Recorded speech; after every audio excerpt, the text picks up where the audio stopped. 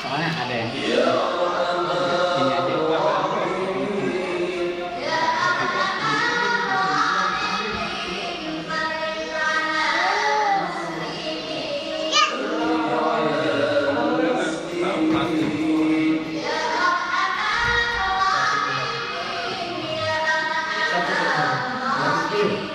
Jam 11 selesai. 12 sih. Oh, free ya. Biasanya urayanya sampai jam berapa? Urayanya berapa menit? Urayanya minimal sejam.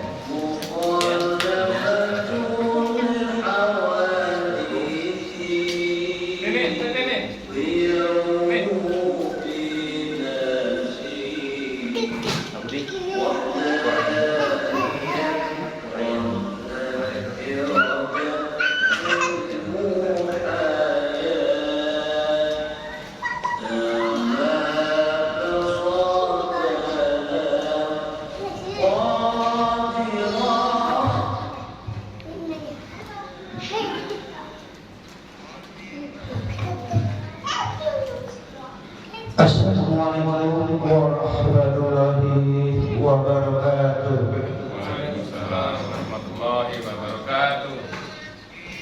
Alhamdulillah, alhamdulillah wa ma'una linahtadiya Allah. Asyhadu an la ilaha illallah wa asyhadu anna Muhammadan abduhu wa rasuluh. Amma ba'du. Yang kami hormati Ustaz Meta Al-Bukhara, Ustaz Fakhrul Umam yang sudah hadir di hadapan kita. Terima kasih Pak Ustaz, waktunya memang luar biasa. Dan tak lupa yang kami hormatin bapak-bapak, ibu-ibu dan adik-adik semua, dengan situasi dan kondisi yang luar biasa kita masih memiliki semangat untuk belajar dengan menghadiri taklim kita yang berada di Mushola Baitur Rahman. Pertama-tama marilah kita panjatkan puji syukur kita. Pertama-tama mari kita panjatkan puji syukur kita kehadirat Allah Subhanahu wa taala yang telah memberikan berkah dan hidayahnya sehingga kita bersama-sama dapat berkumpul di mushola tercinta kita untuk menghadiri pengajian 2 minggu rutin kita. Yang kedua, salam dan sholawat kita mari kita agungkan, kita tujukan kepada junjungan kita, Rasul kita, Nabi Muhammad SAW. Semoga dengan kehadiran kita ini kita semuanya akan diberikan manfaat dan diberikan syafaat sehingga di akhir zaman nanti kita semua bisa masuk ke surga insyaallah. Amin ya rabbal alamin. Baik bapak-bapak ibu sekalian, dengan waktu sudah menunjukkan pukul jam 9 lebih 30 menit, kami bacakan susunan acaranya, yaitu nanti 1 jam Ustaz kita akan ada pemaparan dari Bapak Ustaz.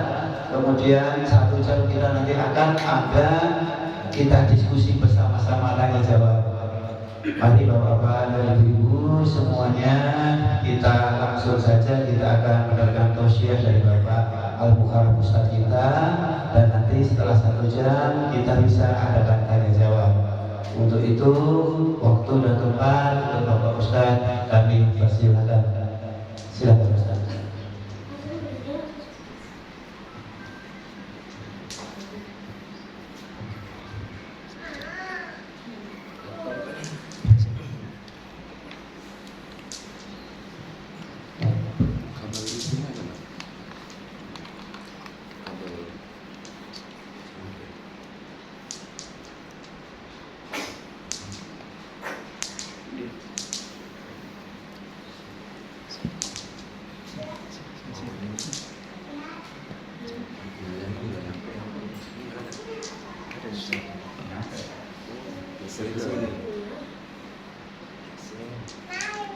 Sama nggak? Bisa nggak?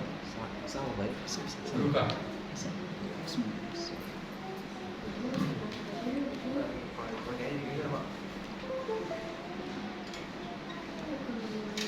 Kelihatan nggak?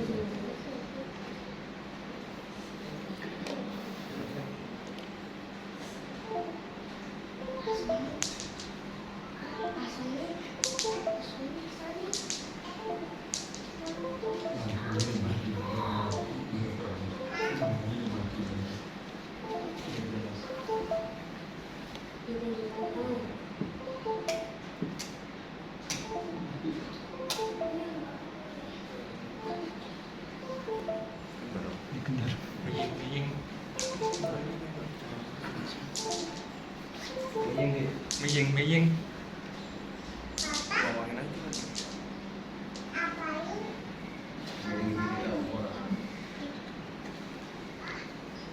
Mana sih?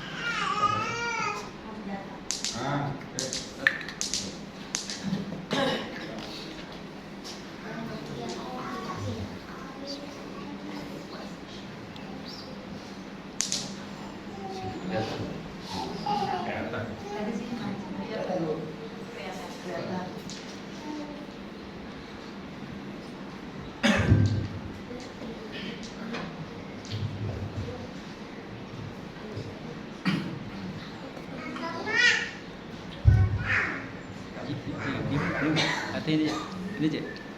Kita cetak ya. Ini. Enggak ikan ini cetak. Ya.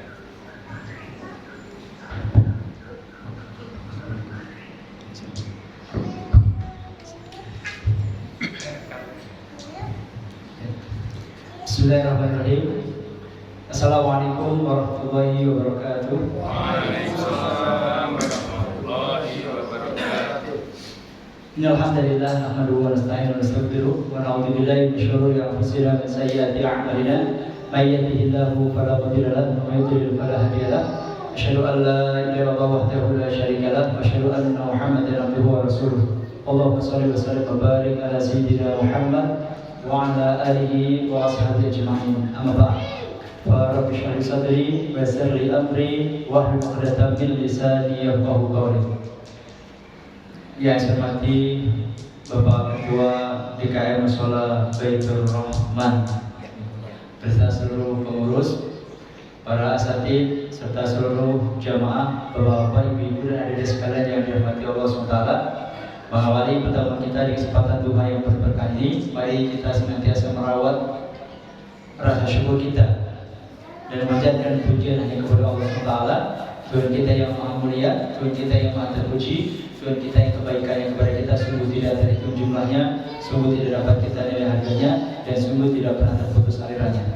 Salawat dan salam semoga senantiasa Allah tambah curahkan kepada Nabi kita imani, Nabi kita cintai, Nabi yang senantiasa kita ikuti sunnah-sunnahnya, dan kita harapkan syafaatnya Nabi kita Nabi Muhammad SAW. Salam salam juga semoga tambahkan kepada keluarga tercinta beliau, para muhajirin, seluruh sahabat, seluruh tabi'in, dan seluruh manusia termasuk kita di antaranya. Jemaah sekalian, Bapak Ibu dan adik sekalian yang bersaudara, pada kesempatan pagi hari ini, insya Allah kita akan bersama-sama membahas fikih Ramadan yang meliputi fikih puasa dan fikih tarawih. Ini kita maksudkan insya Allah di antaranya dalam rangka persiapan menghadapi bulan Ramadan yang kira-kira tinggal berapa hari Pak? 20 hari. Sekitar 20 hari ya, 20 hari insya Allah. Nah, persiapan ini bagus sekalian, penting untuk kita lakukan karena persiapan itu menunjukkan keseriusan kita. Allah SWT itu pernah mengkritik dan mencela dengan sangat keras sekali orang-orang munafik yang ketika diajak oleh Rasul berjihad menegakkan agama Allah SWT ini, itu mereka tidak mau berangkat, lalu banyak alasan. Mereka bilang, ya Rasulullah sebenarnya saya ingin berangkat, tapi saya kemarin agak meriang semua, jadi saya nggak ikut berangkat. Saya sebenarnya ingin berangkat ya Rasulullah, tapi kemarin kena saya rewel, akhirnya nggak berangkat. Jadi mereka bilang, ya Rasul ingin berangkat ya Rasulullah, tapi saya sebenarnya ingin berangkat ya Rasulullah, tapi mereka banyak alasan ya Rasul. Tapi Allah SWT itu kemudian dibongkar isi hatinya. Kritik orang-orang munafik ini dibongkar isi hatinya yang penuh kepura-puraan. Allah berfirman dalam surat At-Taubah ayat 46. Ba'da'udzu billahi minasyaitonir rajim. Walau aradul khuruja la'adu lahu 'uddah. Seandainya mereka betul-betul ingin berangkat, ingin keluar berangkat bersama Nabi, la'adu lahu 'uddah. Jadi saya mereka betul-betul melakukan serangkaian persiapan berbekal. Jadi kalau orang munafik itu benar betul-betul dia ingin berangkat jihad bersama Nabi, tentu mereka ada persiapan. Tapi faktanya mereka tidak ada persiapan.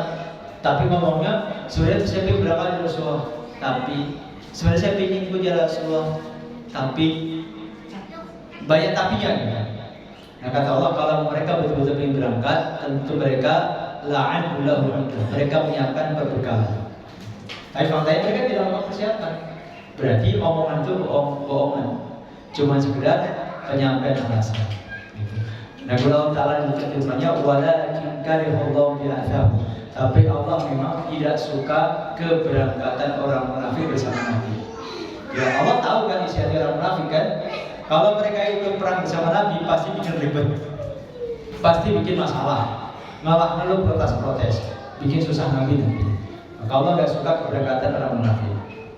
Fasad batahu, maka Allah pun melemahkan motivasi dan semangat orang munafik ini. Sehingga orang munafik ini banyak yang tidak ikut perang, khususnya dalam perang Tabuk ketika itu.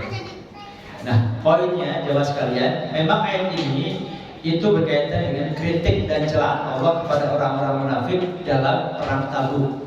Tapi pelajaran pentingnya adalah bahwa kita supaya Allah menilai kita sungguh-sungguh dalam menyambut Ramadan, maka harus ada serangkaian persiapan yang kita lakukan.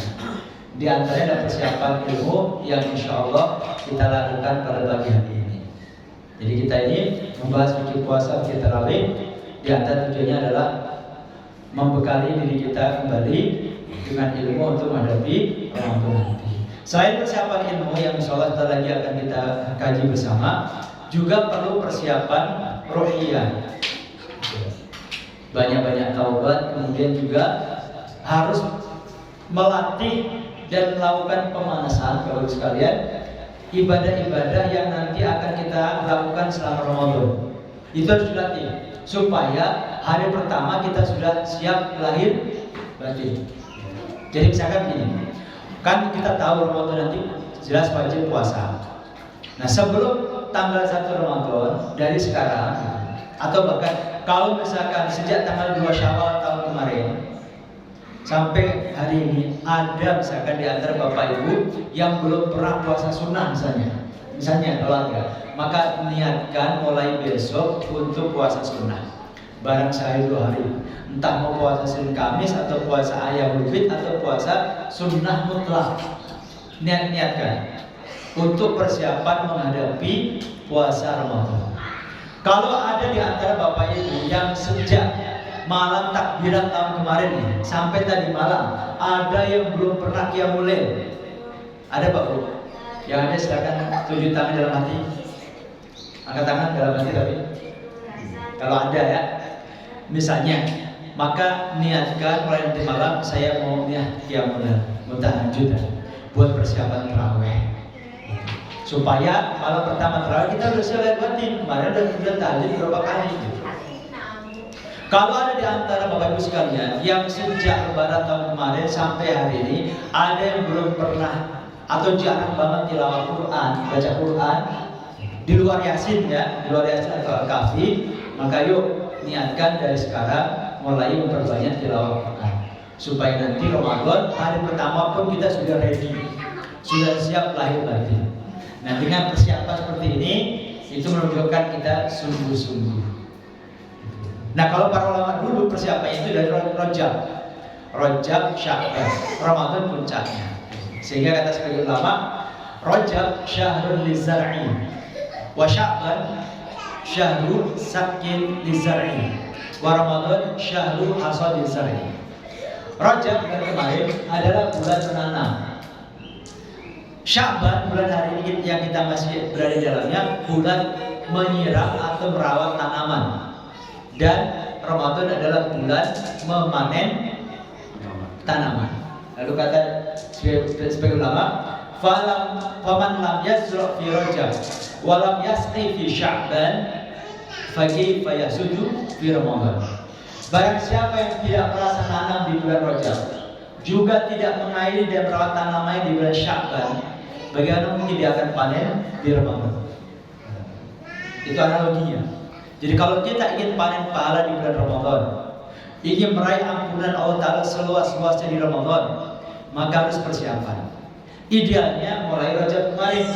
Tapi kan Rajab sudah lewat, masih ada kesempatan Sya'ban ini kira-kira 20-an hari lagi insya Allah. Kita manfaatkan persiapan supaya kita didilai Allah Ta'ala serius menghadapi Ramadan.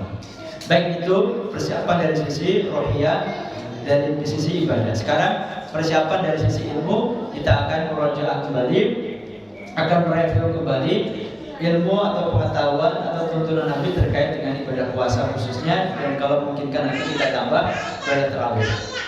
Baik, saya sampaikan secara ringkas saja karena saya bikin saja panjang, ada sekitar 170 slide. Nggak mungkin cukup waktunya.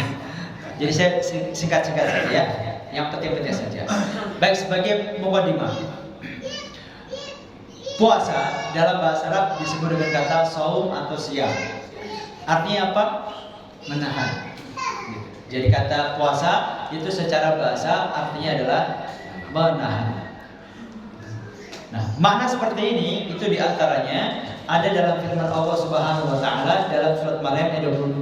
Allah berfirman, "Ba'da a'udzu billahi minasyaitonir rajim, fa imma tarayinna minal bashari ahadan faquli inni nadartu lirrahmani shauman falan ukallima al-yawma insiyya." Kata Allah SWT tentang Maryam, jika kamu lihat seorang manusia, maka katakanlah, sesungguhnya aku telah berpuasa untuk Tuhan yang Maha Pemurah, maka aku tidak akan berbicara dengan seorang manusia pun pada hari ini. Surat Maryam ayat 26. Dalam ayat ini Allah Ta'ala bercerita tentang kisah Maryam. Jadi ayat ini itu berkaitan dengan Maryam ketika baru saja melahirkan Nabi Isa.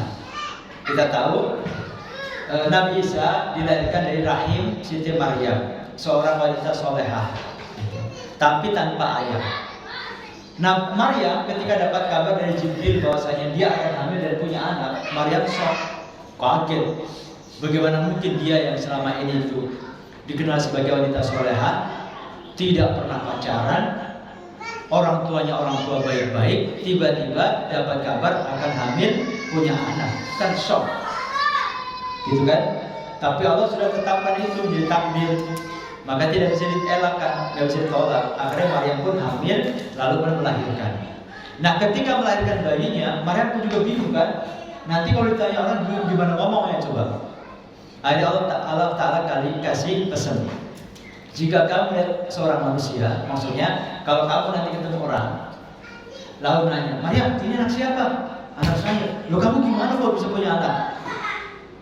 Nah, kata Allah Ta'ala, kalau kamu ketemu orang, gitu, katakanlah sesungguhnya aku telah bernadar puasa untuk Tuhan yang Maha Pemurah, maka aku tidak akan berbicara dengan seorang manusia pada hari ini.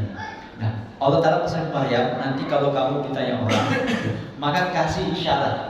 Gitu. Jadi maksud kalimat sesungguhnya aku telah bernadar itu bukan ucapan Nabi Maryam secara lisan, tapi Maryam itu diberitakan Allah Ta'ala memberikan isyarat bahwasanya dia sedang puasa. Tapi puasanya puasa bicara. Jadi zaman itu puasa itu ada dua macam. Ada puasa seperti kita, tidak makan, tidak minum, tapi ada puasa bicara. Nah, yang dimaksud oleh ayat ini tentang puasanya siapa namanya? Maryam, itu adalah puasa bicara. Jadi Maryam dilarang Allah Ta'ala menjawab pertanyaan tentang asal usul Nabi Isa. Dia disuruh mengisyaratkan bahwasanya dia sedang puasa bicara. Lalu kemudian setiap ada yang nanya, Maryam itu memberikan isyarat kepada bayinya. Memberikan isyarat kepada bayinya itu Nabi Isa AS. Nah, ketika Nabi Isa ditunjuk, dia ngomong. Nabi Isa ngomong. Nah, ini Makna puasa secara bahasa artinya menahan, dan dalam ayat ini itu Allah Ta'ala bicara tentang puasanya Siti Maryam, bahwasanya Siti Maryam puasa berbicara. Baik, kemudian secara syariat jemaah sekalian, definisi puasa secara syariat adalah menahan diri dari segala yang membatalkan puasa, mulai dari terbit fajar atau mulai subuh hingga terbenam matahari disertai niat. Jadi kapan mulainya puasa? Sejak terbit fajar. Yang dimaksud fajar itu apa? Subuh. Azan berarti. Iya. Jadi startnya itu adalah pas sudah waktu masuk subuh, sudah masuk adzan. Kalau sekarang memudahkannya ditandai dengan waktu adzan. Bukan dari sejak matahari terbit ya. Karena ada orang yang salah paham, dikira puasa itu dari mulai matahari terbit sampai matahari terbenam. Ada yang kayak gitu. Mungkin karena ya saking awalnya gitu. Ini keliru. Dimulai dari min tulu'il fajri, dari terbitnya fajar yaitu waktu subuh sampai ghurubus syams yaitu terbenamnya matahari, kemudian disertai niat. Harus ada niat. Kalau dia tidak ada niat puasa tapi nggak makan nggak minum, yang nggak dianggap sebagai ibadah. Harus ada niatan, memang niatnya puasa, bukan niatnya mogok makan. Kan ada kan orang demo dengan cara mogok makan, itu gak ada pahala. Juga bukan niatnya diet. Saya mau gak makan, kenapa diet? Gak ada pahala. Niatnya harus niat puasa supaya dapat pahala dan dianggap telah melaksanakan syariat atau perintah Allah SWT. Nah, puasa Ramadan, Bapak sekalian, menurut Ibnu Hajar Al-Haythami itu diwajibkan pada bulan Sya'ban tahun 2 Hijriah. Jadi puasa Ramadan itu diwajibkannya pertama kali bulan Sya'ban tahun 2 Hijriah. Itu kata Al-Imam Ibnu Hajar Al-Haythami. Nah, semasa hidupnya Rasul itu puasa selama 9 kali. Rasul puasa 9 kali dari tahun 2 Hijriah sampai tahun 10 Hijriah. Nah, tahun 11 Hijriah, tahun depannya Rasul, beliau tidak sempat puasa Ramadan karena beliau meninggalnya di bulan Rabiul Awal sebelum datangnya Ramadan. Jadi selama hidupnya Rasul itu puasa berapa kali? 9. Kalau haji berapa kali? Sekali doang. Kalau Rasul hajinya cuma sekali. Kalau puasa Ramadan 9 kali. Baik, dari tentang wajiban puasa sangat populer sekali. Saya rasa hampir semua kita hafal ayatnya. Surat Al-Baqarah ayat 183 dan 184. Ya ayyuhalladzina amanu kutiba 'alaikumus syiyam kama kutiba 'alal ladzina min qablikum la'allakum tattaqun. Wahai beriman, wajibkan kepada kamu puasa sebagaimana diwajibkan kepada orang-orang sebelum kamu supaya kamu bertakwa. Ya, orang-orang sebelum kita juga puasa. Buktinya Nabi Isa, Siti Maryam puasa. Cuman ada beda-bedanya puasanya. Misalnya, kalau kita itu puasa dianjurkan untuk sahur, umat terdahulu nggak dianjurkan untuk sahur. Itu bedanya. Tapi puasa tetap puasa. Baik ya, ini tentang dari wajib puasa. Kemudian hadis Nabi juga menjelaskan tentang wajiban puasa, yaitu ketika menjelaskan tentang rukun Islam. Nah, dalam rukun Islam itu disebutkan bahwasanya bunyal Islam ala khams. Islam itu dibangun di atas 5 landasan. Pertama, syahadati alla ilaha illallah wa anna Muhammadan Rasulullah. Pondasi pertama Islam adalah bersyahadat, yaitu syahadat tauhid dan syahadat Rasul. Asyhadu alla ilaha illallah itu disebut dengan syahadat apa? Tauhid. Kesaksian bahwasanya kita mengesahkan Allah, maka disebut dengan syahadat apa? Tauhid. Nah, wa asyhadu anna Muhammadar Rasulullah disebut dengan syahadat Rasul. Kesaksian kita bahwa kita mengakui Nabi Muhammad sebagai utusan Allah. Itu fondasi pertama. Fondasi Islam pertama adalah syahadatain. Syahadat tauhid dan syahadat Rasul. Syahadatain itu artinya 2 syahadat, yaitu syahadat tauhid, kesaksian bahwasanya Allah dan Tuhan yang Esa, dan syahadat Rasul, kesaksian bahwasanya Rasul Nabi Muhammad adalah utusan Allah SWT. Fondasi kedua adalah wa iqamis shalah, mendirikan salat. Yang dimaksud mendirikan salat adalah salat 5 waktu. Karena dijelaskan dalam hadis yang lain, ketika ada seorang badui datang ke Rasulullah, tolong ajarin aku Islam. Apa yang harus saya lakukan? Kamu syahadat. Habis itu ngapain Rasulullah? Salat. Salatnya berapa kali? 5 kali. Ada lagi nggak? Selain 5 kali? Nggak ada.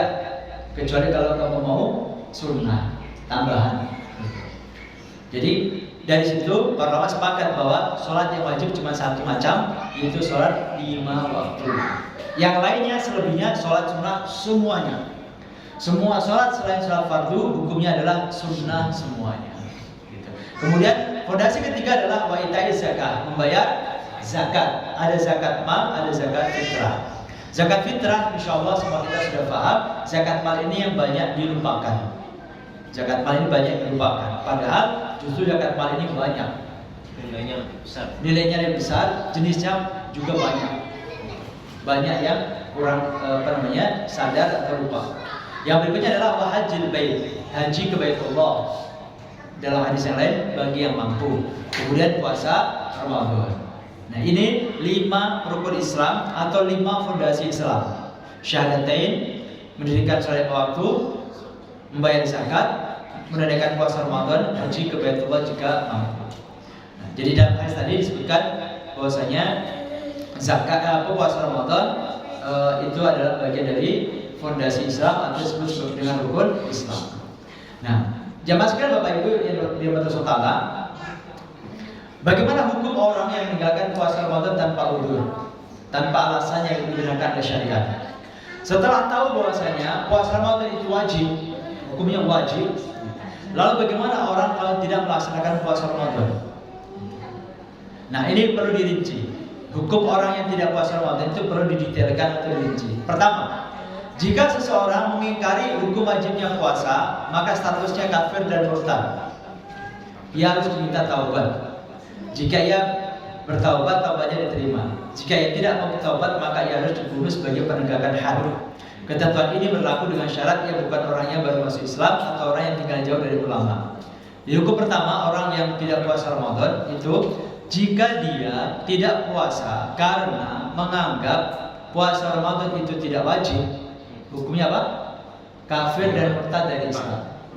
Kalau dia nganggap tidak wajib, ya.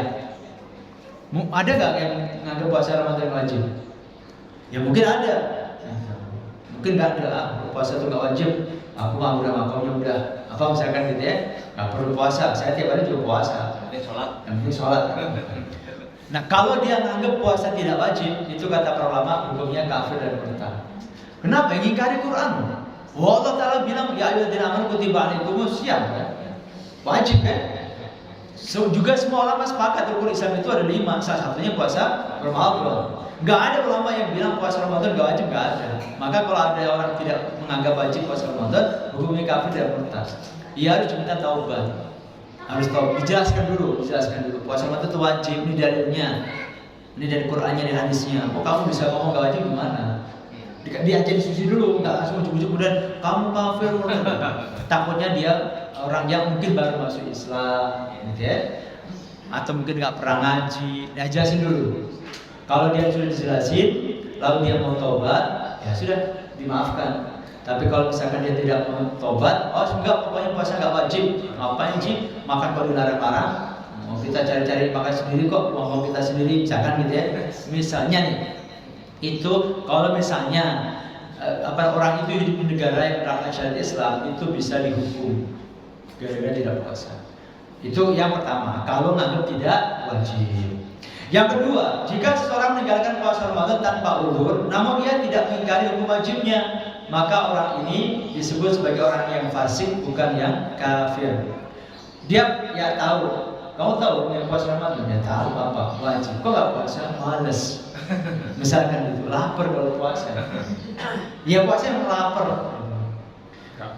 Nggak kuat misalkan dia bilang gitu ya. Tapi dia percaya wajib. Dari kecil saya tahu itu wajib, tapi saya berat kalau puasa. Saya kan suka ngemil. Misalnya gitu ya. Tapi dia tetap yakin dengan apa? Kewajiban puasa. Nah itu hukumnya tidak kafir, tapi hukumnya fasik. Hukumnya apa? Fasik. Nah dalam hal ini penguasa muslim berhak menjarakannya. Kalau dia hidup di negara Islam, itu boleh dipenjarakan, ditangkap gitu ya. Misalnya nih, jam 10 pagi orang nggak Ramadan, dia rokok di jalanan. Tapi kamu kok ngerokok? Emang nggak tahu kalau puasa itu wajib? Ya, tahu sih, tapi saya berat kalau puasa. Nah, itu kalau ditangkap Satpol PP, Satpol PP ini ya, Satpol PP versi apa namanya? syariat gitu ya, itu boleh ditangkap di penjara. Dan selama di penjara, meskipun dia bilang nggak puasa, ditangkap jam 10 ya, sampai sore nggak boleh dikasih makan dan minum. Biar ikut menghormati puasa. Ramadan. Tapi dia nggak dihitung puasa, tadi merokok. Gitu. Cuman dia di penjara dan tidak boleh dikasih makan minum sampai maghrib untuk menghormati bulan Ramadan.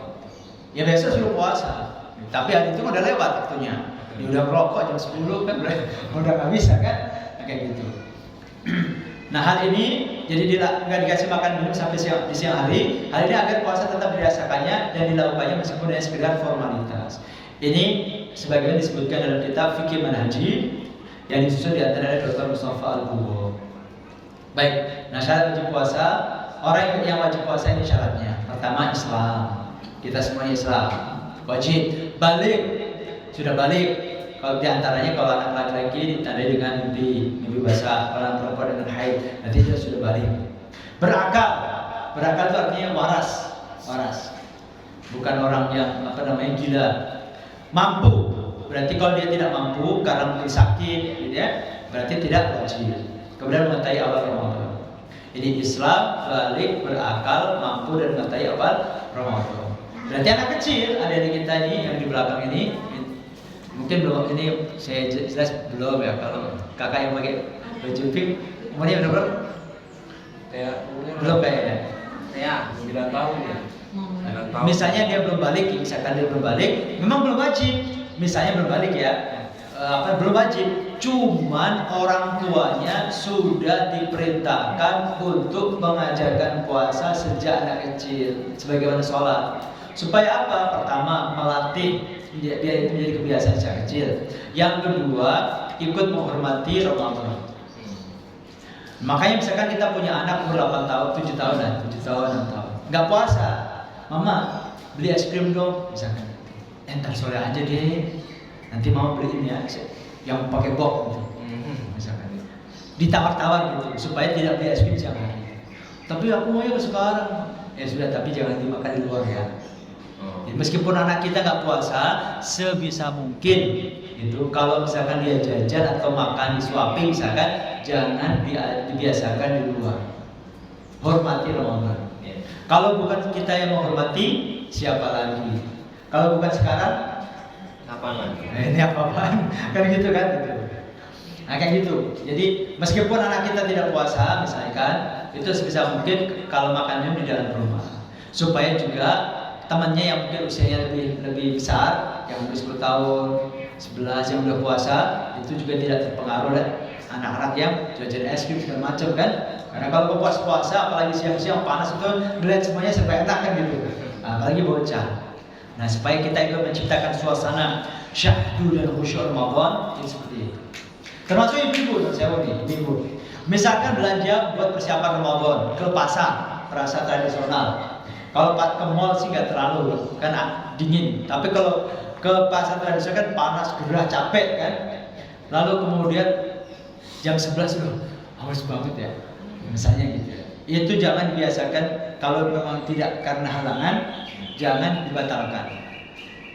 Kecuali kalau kelepek-kelepek mau pingsan, baru boleh. Atau tapi kalau misalkan dia pas saat itu lagi datang bulan, lagi haid, kemudian ke pasar belanja buat persiapan Ramadan.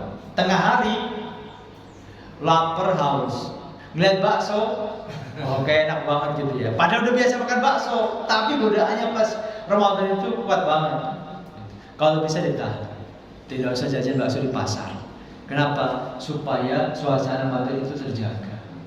Meskipun ibu-ibu sedang tidak puasa ya, tapi ikutlah menghormati bulan Ramadan.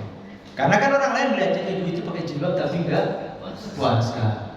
Ya kalau yang positif thinking, mungkin dia lagi halangan gitu kan. Tapi kalau anak-anak kan mungkin nggak mikir gitu kan, itu ibu pakai jilbab nggak puasa ya. Kan merusak ini kan pemikiran anak-anak kan. Gitu. Jadi lama-lama Ramadan itu menjadi kurang kurang dihormati. Oleh siapa? Pemeluknya sendiri. Nah ini penting sekali bagi sekalian. Baik. Nah ini di antara landasan tentang syarat wajibnya orang puasa. Bahwasanya Ada 3 golongan orang yang tidak terkena hukum syariat. Pertama, orang yang tidur sampai ia terbangun, orang yang gila sampai ia sembuh, dan anak-anak sampai ia balik. Jadi ini orang-orang yang tidak terkena kewajiban syariat. Orang tidur misalkan, ya tidak terkena kewajiban syariat sampai dia bangun. Orang gila enggak ada kewajiban puasa, kewajiban sholat sampai dia sembuh dari gilanya. Nah, anak-anak juga sama sampai dia balik. Kemudian rukun puasa, bagus sekalian, rukunnya cuma 2. Yang pertama adalah menahan diri dari semua yang membatalkan puasa. Itu rukunnya.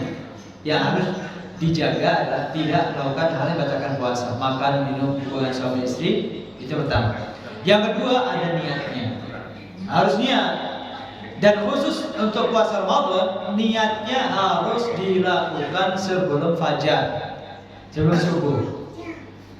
Itu kalau puasa Ramadan. Karena Nabi mengatakan dalam sabdanya, "Man lam yujmi'i siyama qabla al-fajri fala siyamalah." Barang siapa yang tidak berniat sebelum fajar, artinya tidak punya niatan untuk puasa sebelum fajar, maka puasanya tidak sah. Diucapkan. Ya? Diucapkan. Tidak harus. Yang penting dalam hati kita niat besok puasa Ramadan atau nanti puasa Ramadan. Tapi harus muncul niat itu kapan? Sebelum subuh. Gak boleh orang kemudian niat puasa Ramadan kemudian jam 8 pagi, gak boleh. Tapi kalau puasa sunnah boleh. Ibu-ibu misalkan atau bapak, kalau ada yang sampai jam segini, jam berapa sekarang? Jam 10 ada yang belum sarapan, belum ngopi misalnya. Lalu niatnya saya mau puasa aja, nggak lapar. Boleh jam segini puasa, sunnah, boleh. Tapi kalau puasa Ramadan nggak boleh. Kalau puasa Ramadan harus niatnya dari tadi, gitu ya. Ya, puasa ganti. Qadha ya. Nah kalau qadha itu kan statusnya sama-sama wajib ya, gitu. Maka sebaiknya diniatkan dari sebelum subuh, karena statusnya kan sama-sama wajib kan, sama-sama wajib. Oke, nah ada pun puasa sunnah, niat puasa boleh dilakukan meskipun sudah pagi hari, jam 8, jam 9 baru niat puasa sunnah boleh. Cuman dapat pahalanya dihitung dari jam ketika dia niat itu, dan pahalanya.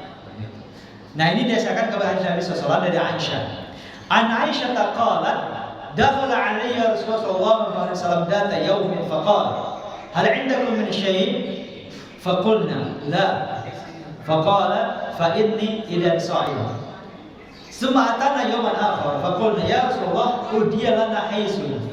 Faqala arinihi falaqad asbahtu sha'iman fa akal.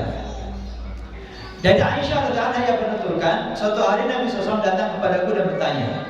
Di suatu hari Rasul datang ke Aisyah, lalu nanya, Aisyah, apa kamu punya sesuatu yang bisa dimakan pagi-pagi ini? Pagi-pagi.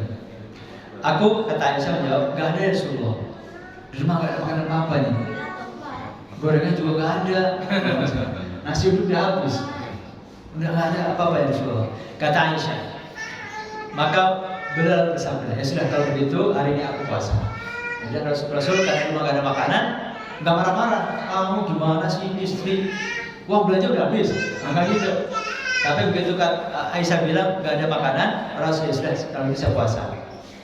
Itu satu kasus. Nah kemudian pada hari yang lain Nabi datang lagi kepadaku. Ini kasus yang lain. Lalu aku sampaikan kepada Rasulullah, gimana Rasulullah? Kita baru saja diberi hadiah makanan namanya haisun. Saya kurang tahu haisun itu apa, tapi intinya Aisyah itu baru saja dihadiahi makanan. Kenapa bahasanya dihadiahi? Karena Rasul dan keluarganya itu gak boleh diterima sedekah. Gak boleh. Jadi para sahabat itu gak pernah sedekah ke Rasul, gak pernah. Karena Rasul gak boleh terima sedekah. Karena bagaimanapun juga sedekah itu dalam tanda kutip itu kotoran harta. Nah kotoran harta tentu tidak layak diberikan kepada Rasul yang mulia. Maka Rasul tidak pernah terima sedekah. Zakat tidak boleh terima zakat. Tapi kalau hadiah boleh. Jadi kalau misalkan kita tetangganya Rasul misalnya itu ya Rasulnya ada sedekah dari saya, saya terima. Tapi Rasulnya ada dia dari kampung, dia diterima. Ada oleh-olehnya dia diterima. Itu Rasulullah. Maka bahasa dalam di sini wahai Rasulullah, kita baru saja diberi hadiah makanan, namanya haisun. Rasul lalu bilang, tunjukkan makanan kepadaku. Mana deh makanannya? Nah pas sudah lihat, Lalu Rasul mengatakan, sesungguhnya sejak pagi tadi aku puasa. Lalu Nabi memakannya. Jadi Nabi cerita, tadi aku sih puasa, tapi pas melihat haisul, kok enak kayaknya dibatalkan. Ini sekaligus menunjukkan bahwa pertama, niat puasa sunnah itu boleh dilakukan udah siangan, jam 8, jam 10 sudah boleh. Satu. Tapi kalau puasa Ramadan tak boleh ya. Yang kedua, membatalkan puasa sunnah itu dibolehkan, meskipun hanya alasannya karena tertarik sebuah makanan. Jadi pembatalannya tidak harus sesuatu yang penting-penting banget gitu ya. Mau pingsan lalu baru batalkan, nggak harus gitu. Rasul cuma melihat makanan, enak kayaknya, jadi saya batalkan puasa saya. Nah gitu. Jadi boleh batalkan puasa sunnah, meskipun alasannya cuma sekedar karena ingin makan bakso, ditraktir temen, sayang-sayang. Kalau disia-siakan kan, itu boleh. Atau tiba-tiba ada kondangan, lupa, ternyata ada kondangan ya. Padahal saya udah niat puasa, ya udah batalin aja. Jadi boleh dibatalkan meskipun alasannya bukan alasan yang penting banget gitu ya. Nah seperti itu. Baik, itu tentang niatnya. Nah kemudian saya tambahkan keterangan yang tadi ditanyakan oleh Pak Wasis. Ibnu Ayyub berkata, la yasihu shaumu illa bin niyyah wa mahalluhu al-qalbu wa la yashtaratu nutqu bila khilaf. Tidaklah sah puasa seorang kecuali dengan niat. Jadi puasa harus dengan niat. Karena semua ibadah itu harus pakai niat. Nah letak niat kata Imam Nawawi adalah dalam hati. Letak niat itu yang penting hati. Tidak disyaratkan untuk diucapkan. Masalah ini tidak terdapat perselisihan di antara para ulama. Jadi melafazkan niat itu bukan sesuatu yang disyaratkan atau diharuskan, tidak. Tapi boleh tidak boleh, sekedar untuk mengingatkan kita semuanya supaya jangan sampai lupa. Itu dibolehkan. Tapi yang menjadi ukuran itu bukan lafadznya, tapi hatinya. Adapun pelafatan niat dalam puasa atau dalam sholat itu sekedar membantu mengingatkan masing-masing kita supaya betul-betul tidak sampai melupakan atau melewatkan niat. Gitu. Ini yang bilang Imam Nawawi. Imam Nawawi itu madhabnya Syafi'i. Nah kemudian yang kedua, rukun puasa itu berdiri dari semua yang membatalkan puasa. Ya, insya Allah semuanya sudah tahu lah ya. Nah, kita lewati saja. Nah syarat sah puasa. Syarat sah puasa adalah suci dari haid dan nifas. Ini sudah tahu semuanya. Kalau laki-laki tidak mengalami hal ini hanya untuk perempuan. Kemudian yang berikutnya, hal yang disunahkan saat puasa supaya waktu cukup. Hal yang disunahkan saat puasa, pertama kan sahur. Sahur itu sunnah. Jadi sahur itu sunnah. Meskipun kita tiap hari sarapan ya, tapi sarapan kita dalam bentuk makan sahur itu nilainya ibadah. Karena ada perintah khusus dari Nabi SAW. Di antaranya Rasul menyampaikan dalam hadis dari Muhammad dan dinilai Hasan diberi oleh Syekh Al-Naud. Rasul mengatakan, man arada an yasuma falyatasahhar bi syai'in. Barang siapa ingin berpuasa, hendaklah dia makan sahur dengan sesuatu apapun. Artinya sahurnya itu tidak harus makan nasi. Pokoknya penting sahur. Meskipun hanya sekedar seteguk air. Yang penting ada sahurnya. Ini satu, sunnah. Jadi sama-sama makan pagi. Sarapan yang kita lakukan itu mubah, tapi kalau sahur itu sunnah dan pahala. Jadi kita berpahala ketika makan sahur. Ibu-ibu yang nyiapin sahurnya, pahalanya lebih banyak. Gitu. Jadi nyiapin sahur itu berpahala, nyiapin buka puasa juga berpahala. Puasanya juga dapat pahala. Jadi pahalanya banyak kalau pas Ramadan. Nah seperti itu. Nah dalam hadis yang lain Rasul menyampaikan tasahharu fa inna fis sahuri barakah. Makan sahurlah kalian, sesungguhnya pada sahur itu terdapat berkah. Yang sering dibaca dalam tarhib. Tasahharu fa inna fis sahuri barakah. Pak Budi tuh. Kan saya gitu kan? Tuh Pak Budi besok. Itu hadis Nabi. Hadis Nabi. Tasahharu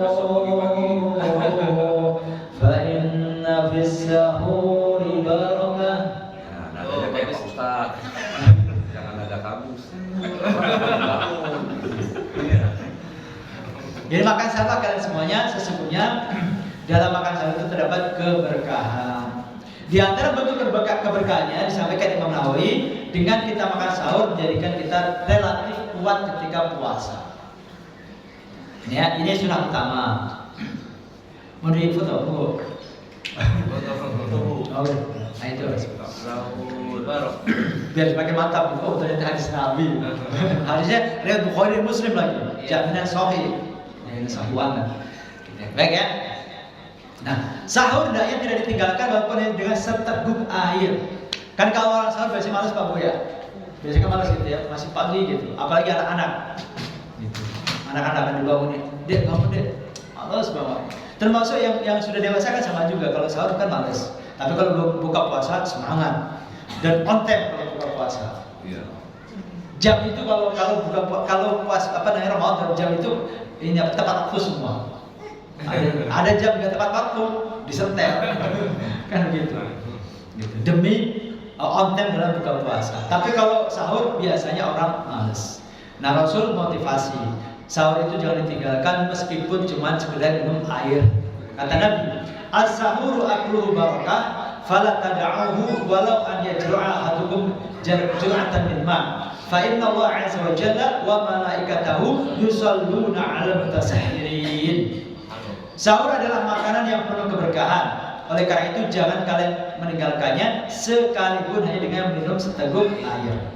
Karena sesungguhnya Allah dan para malaikat bersalawat kepada orang-orang yang makan sahur. Ini diantara hadis-hadis tentang keutamaan makan sahur. Hadis riwayat Muhammad. Baik, kemudian makan sahur juga merupakan pembeda antara puasa kaum muslimin dan orang-orang Yahudi dan Nasrani atau ahli kitab. Kata Nabi dalam hadis riwayat Muslim, "Faslu ma baina siyamina wa siyami ahli kitabi adalah sahar." Perbedaan antara puasa kita umat Islam dan puasa ahli kitab itu Yahudi dan Nasrani terletak pada makan sahurnya. Jadi kalau kita dianjurkan makan sahur, orang Yahudi dan Nasrani ada puasa tapi nggak dianjurkan makan sahur. Beda. Ini di antara bedanya. Kemudian kedua, mengakhirkan sahur. Jadi sahur itu jangan terlalu malam. Kalau bisa dekat-dekat subuh, kalau bisa. Nah, di antara hadis yang menjelaskan tentang anjuran untuk mengakhirkan sahur adalah hadis yang berasal dari Anas dan Zaid bin Sabit. Ia berkata, "Tasaharna ma'a Rasulullah sallallahu alaihi wasallam, summa qumna ila sholati. Qultu, kam kana qadru ma bainahuma? Qala 50 ayat." Kata Anas bin Malik dan Zaid bin Sabit, dua sahabat Nabi. Kami pernah sahur bersama Nabi. Kami pernah sahur bareng. Jadi sahur bersama itu ada sunnahnya. Jadi kalau Bapak Ibu misalkan nanti mau ada acara program, yuk kita sahur bersama yuk, ada hadisnya. Boleh nih. Sahur bareng gitu. Kami pernah sahur bersama Nabi SAW. Kemudian kami pun berdiri untuk menunaikan sholat subuh. Jadi setelah sahur bareng sholat subuh jamaah. Kemudian Anas bertanya kepada Zaid, berapa lama jarak antara waktu sahur dan adzan subuh? Jarak antara waktu kalian sahur waktu itu dengan adzan subuh itu jaraknya berapa lama? Nah, Zaid bin Sabit jawab sekitar membaca 50 ayat. Kan waktu itu pada jam kan. Jadi ketika ditanya jaraknya berapa lama antara sahur sama adzan subuh. Kalau sekarang kita bilang ya kira-kira setengah jam, kira-kira sejam, kira-kira 1,5 jam. Kalau kita bisa ngomong dengan jam. Zaman Nabi kan belum ada jam. Nah, cara mengukurnya itu Zaid bin Sabit dengan menggunakan perkiraan waktu yang cukup untuk membaca 50 ayat. Kira-kira kalau kita membaca 50 ayat itu berapa menit, Pak Bu? 30 menit. Oke, sekitar 30 menit ya. Sebenarnya sih tergantung ayatnya. Yang dibaca ayat apa gitu ya. Kalau yang dibaca juz 30, 50 ayat itu ya pendek. Tapi kalau yang dibaca Al-Baqarah ya lama. Ya, tapi kira-kira memang sekitar setengah jaman. Nah, kalau nanti biasanya kan kalau Ramadan itu biasanya subuh itu kan sekitar jam 4 ya. 4.10 gitu ya. Sekitar lah. Anggaplah jam 4, anggap jam 4 biar gampang gitu ya. Berarti kalau sahur itu baiknya sekitar setengah 4 gitu. Atau jam 3 lah. Kalau yang punya anak-anak kecil ya jangan terlalu mepet. Tapi jam 3-an gitu. Tapi jangan jam 2 sahur. Masih kemaluman. Nunggunya subuh kelamaan nanti orang pada tidur lagi. Juga terlalu jarak. Jadi kalau sahurnya jam 2 misalnya ke maghrib tambah lama kan kisahnya puasanya kan gitu. Tapi kalau kita mendekati subuh sahurnya katakan jam 3:30, nanti kan tidak terlalu lama jarak ke maghribnya. Itu diantara hikmahnya ya. Baik. Kemudian batas waktu makan sahur yaitu ketika sudah masuk waktu adzan subuh. Gitu ya. Jadi kalau sudah adzan subuh hendaknya segera dihentikan. Gitu. Makanya kalau di Indonesia ini ada kebijakan dari para ulama yang cukup keren banget, adanya apa waktu imsak. Gitu. Itu baik banget itu buat antisipasi.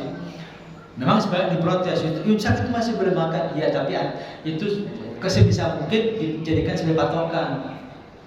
Karena kalau nggak dikasih imsak, tahu-tahu Allah, makanya pakai ayam geprek, pedes, ribet kan? Ya Allah, masih di mulut, pedes lagi.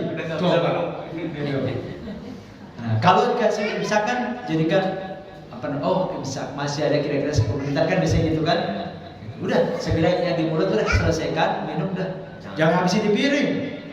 Udah kalau sudah imsak sudah lah. Meskipun kata sebagian para ustadz masih boleh, tapi kalau seperti itu nanti takutnya nabrak waktu subuh. Kan lebih baik kita hati-hati kan. Baik, ini betul sahur. Kemudian tadi saya menyegerakan berbuka. Kalau ini tidak perlu dianjurkan daripada cepat-cepat. Kalau buka puasa biasanya udah pada cepat-cepat makan. Sebelumnya makannya dari meja. Oh iya. Itu Makanya biasanya saya tuh sampai hafal Pak. Kalau diminta ngisi tausiah buka puasa itu sudah hafal dah. Pokoknya nggak boleh lama-lama ceramahnya. Ada 2 ceramah atau pengajian yang nggak boleh lama-lama. Pertama ketika buka puasa bersama, yang kedua ketika tausiah pernikahan. Nikahan juga nggak boleh lama-lama. Karena yang menjadi bintang tamunya adalah mempelai pria dan wanita. Kemudian dari rumah orang datang ke undangan itu tujuannya apa ya? Makan-makan. Jadi itu tujuannya kan itu kan. Wanita makan-makan. Jadi kalau kita suruh ngisi khutbah nikah ya nggak akan lama-lama 15 menit gitu. Memang tujuannya mereka datang salaman boleh makan-makan kan. Sama buka puasa. Buka puasa itu undangannya di jam 4. Datangnya pada jam 5, setengah 6. 10 menit kurang ada kurang 10 menit gitu. Ya kita maklum lah. Berarti mengamalkan sunnah ini. Menyegerakan buka puasa. Memang di antara kesunatan puasa adalah menyegerakan bukanya. Kata Rasulullah SAW, la yazalun nasu bi khairin ma'ajjalil fitr. Manusia atau orang-orang akan senantiasa berada dalam kebaikan selama mereka menyegerakan buka puasanya. Jadi menyegerakan buka puasa itu sunnah Nabi. Gak boleh kita gaya-gayaan, gue masih kuat, cemen puasa segini mah. Gak boleh. Gak boleh dalam artian Nabi mengajarkan cepetan. Yang terbaik itu Nabi, gak perlu gaya-gayaan. Oh saya sampai isya dulu kuat. Meskipun itu kelihatannya keren, tapi kalau menjadi sunnah Nabi tidak keren. Keren itu kalau kita ngikutin Nabi. Jadi meskipun kita kuat sampai isya sekalipun, tetap sunnahnya kita puasa. Ya cepat-cepat buka puasanya. Minimal dibatalkan dengan minum. Saya mau izin minum ya? Ya boleh kan. Boleh bikin Pak Haji nanti ada. Mau Pak? Mau. Bismillah.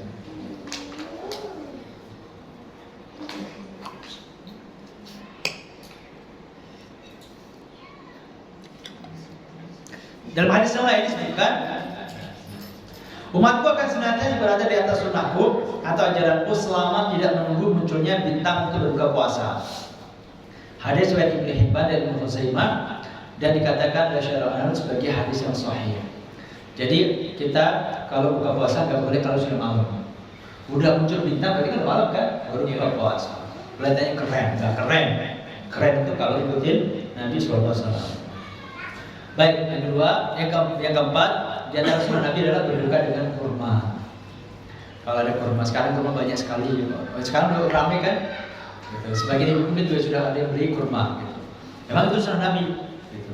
Dianjurkan dengan kurma. Kalau nggak ada kurma, yang manis, buah-buah yang juga boleh. Kemudian berdoa ketika berbuka puasa. Karena waktu buka puasa itu waktu yang mustajab. Sebagaimana kata Nabi, salatun la turaddu da'watuhum al-imamul adilu was-shaimu hina yaftiru wa da'watul mazlum. Ada 3 orang yang doanya tidak ditolak, yaitu pemimpin yang adil, orang yang berpuasa ketika dia berbuka, dan doa orang yang terzalimi. Jadi doa 3 orang ini itu mustajab. Pemimpin adil kalau doa itu besar dikabulkan. Orang yang ketika puasa lagi berbuka doa dikabulkan. Orang yang terzalimi teraniaya. Orang yang teraniaya berdoa itu besar sekali dikabulkan Allah. Dalam hadis yang lain, ittaqu da'watal mazlum fa innahu laisa bainahu wa bainal hijab. Hati-hatilah kalian atau takutlah kalian dengan doanya orang yang teraniaya, karena antara dia dengan Allah tidak ada penghalang doa. Itu yang terzalimi. Pak Budi teraniaya. Dia aniaya siapa? Ditolongin terus Pak. Oh gitu. DKN-nya lagi Pak Ustaz. Oh gitu. Iya. Gimana Pak? Iya, maka saya menjaga agar jangan sampai terucap sama DKN gitu. Oh, iya. Zolimin terus ini kan zolimnya dalam kebaikan Pak. Iya. Jadi kita di KM lagi Pak? Iya, sehingga jadi begini gitu loh. Siap. Iya. Ya. Nah, doa buka puasa. Doa buka puasa itu diantaranya yang diajarkan Nabi adalah ini. Zahabat dhama'u wa batalatil uruqu wa thabatil ajr insyaallah. Artinya, rasa haus telah hilang, urat-urat telah basah, dan pahala telah ditetapkan insyaallah. Jadi di antara doa buka puasa, hadisnya diriwayatkan Abu Dawud dan dikatakan oleh Syahwani sebagai hadis yang hasan. Zahabat dhama'u wa batalatil uruqu wa thabatil ajru insyaallah. Rasa haus telah hilang, urat-urat telah basah, dan pahala telah ditetapkan insyaallah. Ada lagi doa yang lain yang populer apa? Allahumma laka sumtu wa bika amantu wa ala rizqika aftartu. Itu juga yang populer. Tapi memang ini hadis doa yang ini yang populer ini itu oleh sebagian ulama dinilai hadisnya itu lemah. Malah kuatan hadis yang ini. Kuatan hadis yang ini. Yang dapatul ma'ruf terhadap ruhul wa dapatil ajru insyaallah. Baik ya? Setelah makan Ustaz ya? Ya, Setelah tapi setelah makan. setelah. Kan kalimatnya kalau lihat redaksinya kan gitu kan. Rasa haus setelah hilang. Kan berarti setelah minum kan? Urat-urat telah basah. Berarti setelah kan? Iya. Cuman kalau acara buka puasa suka ya kita doa dulu gitu ya. Kalau seperti itu sih, kalau doanya kayak gitu, mending doanya doa basmalah aja, kan mau makan kan. Tapi doa yang puasanya sendiri-sendiri. Karena kalau kita melihat redaksi hadisnya, doanya ini dilakukan setelah kita berbuka. Setelah kita berbuka. Kan jelas banget redaksinya. Ya, redaksinya jelas banget menunjukkan bahwasanya doanya adalah setelah berbuka. Kemudian walaupun yaqula al-ghad, dan dia juga boleh membaca Allahumma laka sumtu wa ala rizqika aftartu. Rawahu Abu Dawud misalan wa qala anhu fil qadir an-nawawi fi tahqiqihi bil Nawawi walakin lahu syawahid yuqawi biha. Jadi boleh juga dengan Allahumma laka sumtu wa ala rizqika aftartu, itu saja itu juga dibolehkan. Meskipun secara kualitas hadisnya lebih kuat yang hadis pertama tadi. Dapat mau wa batalatil uruq wa tabatil ajru insyaallah. Baik. Kemudian selanjutnya di antara yang disunahkan dalam puasa memberi makan buka puasa kepada orang lain. Itu juga bagian dari sunnah. Rasul menyampaikan manfaat kalau shaiman kana lahu mithlu ajrihi ghairu annahu la yanqusu min ajri shaim syai'an. Barang siapa memberi makan orang yang berbuka puasa, maka baginya pahala seperti orang yang berpuasa tersebut, tanpa mengurangi pahala orang yang puasa itu sedikit pun.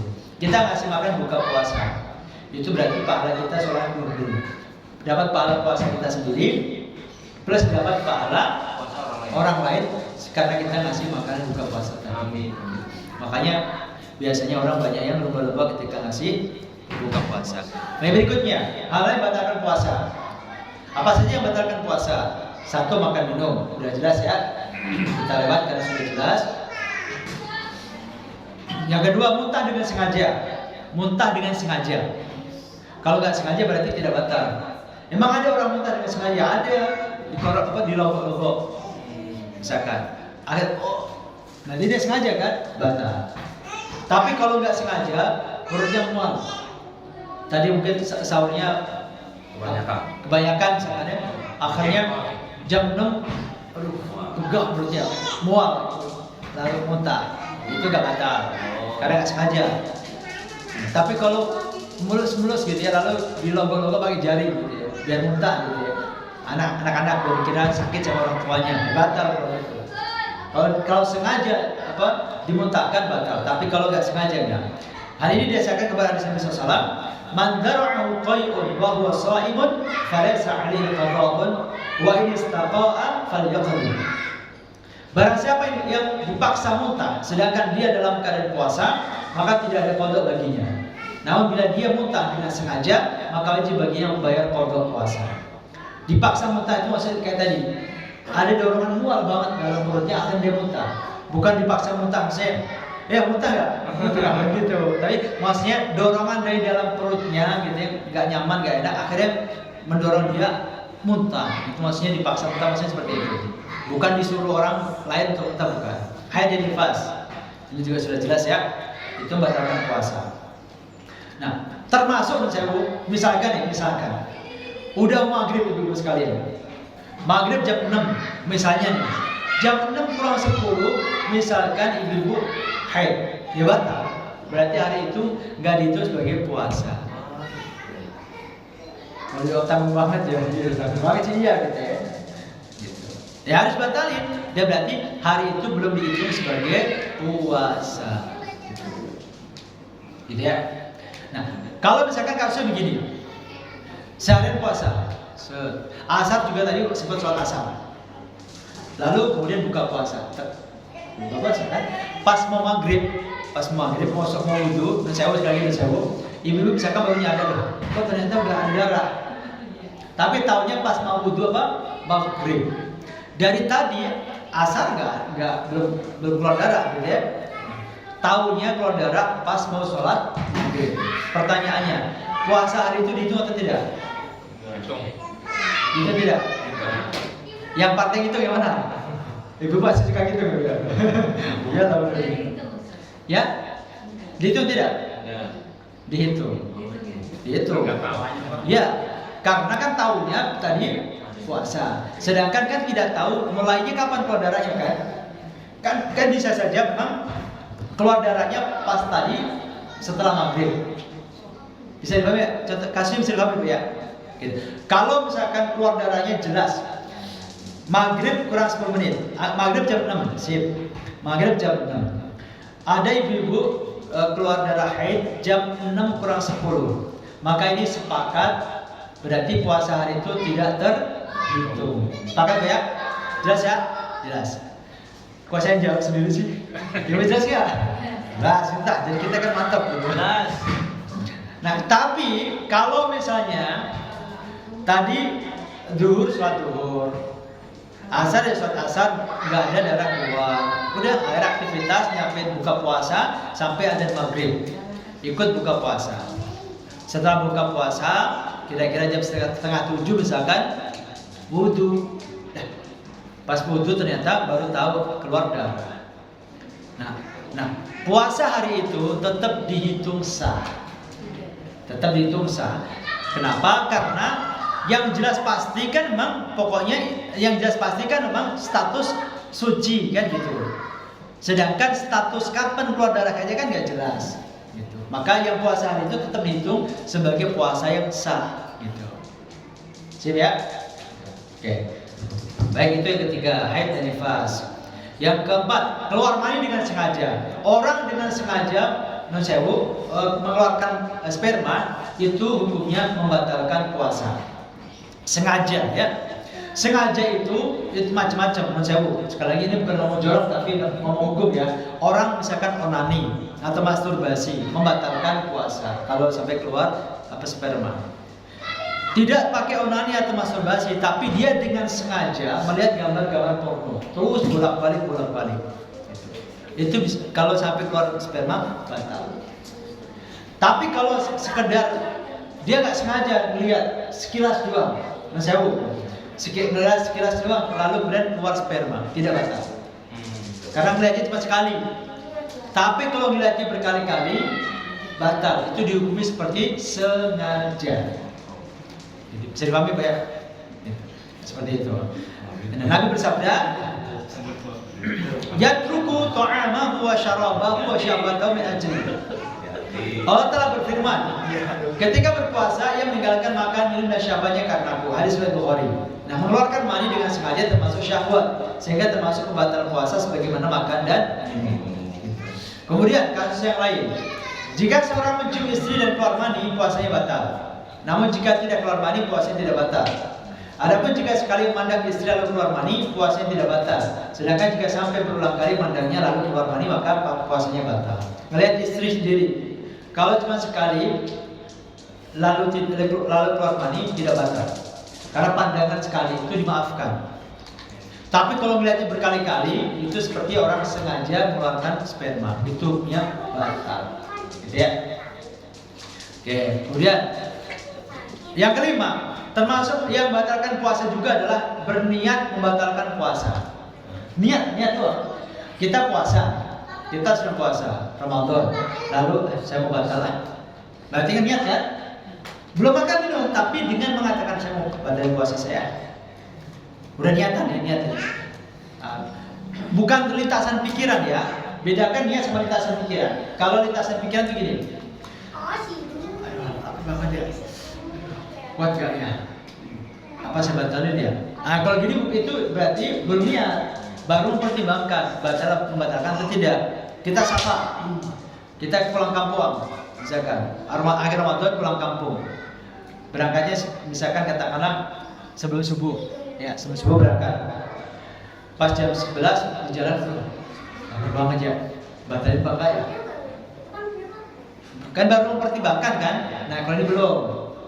Tapi kalau saya batalin puasa, lalu cari waktu, nggak nemu, udah batal. Oh iya. Makan enggak. Kenapa? Makan enggak ada jadi. Iya, makanya belum. Kita batal duluan. Nah itu baru niat tapi saya batalkan. Tapi kalau yang pertama tadi, ya, aduh, lama banget ya.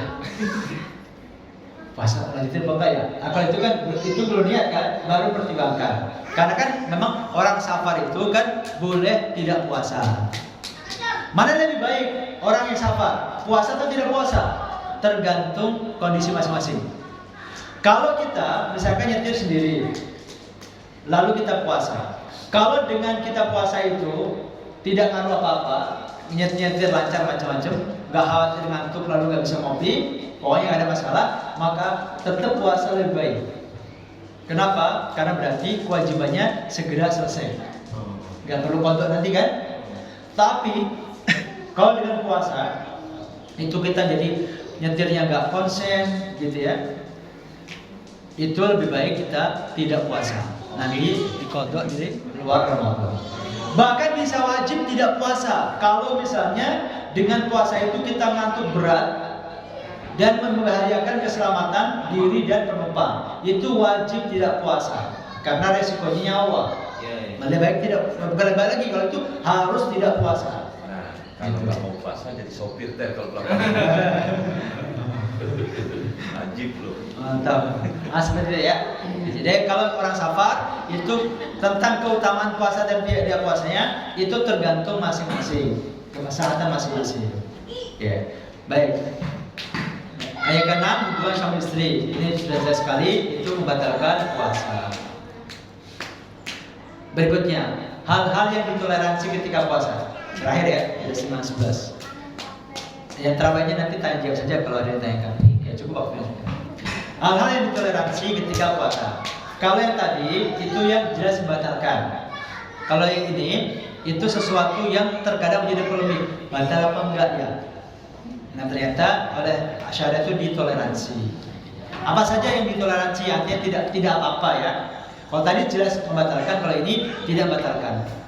Yang pertama berkumur-kumur dan masukkan air ke dalam hidung ketika wudhu saat puasa. Boleh tidak kumur-kumur dan masukkan air ke hidung, itu dibolehkan. Ini keterangannya. Ketika berpuasa diperbolehkan berkumur-kumur dan masukkan air ke dalam hidung, namun tidak boleh berlebih-lebihan. Sedikit banget. nggak boleh saya, tidak boleh, atau nggak boleh, dikit di luarnya saja. Jadi berdasarkan hadis Nabi SAW dari Laqit bin Sabirah radhiyallahu anhu, beliau berkata, "Qultu ya Rasulullah, akhbirni 'anil wudu'." Qal, "Asbighil wudu'a wa khalil bainal asabi' wa baligh fil istinsyaqi illa an takuna sha'iman." Aku bertanya, "Wahai Rasulullah, kabarkan kepadaku tentang wudu." Beliau menjawab, "Sempurnakanlah wudumu, basuhlah sela-sela jarimu dan beristinsyaqlah lebih dalam kecuali jika kamu sedang berpuasa." Hadis Abu Dawud, Tirmidzi dan Nasai.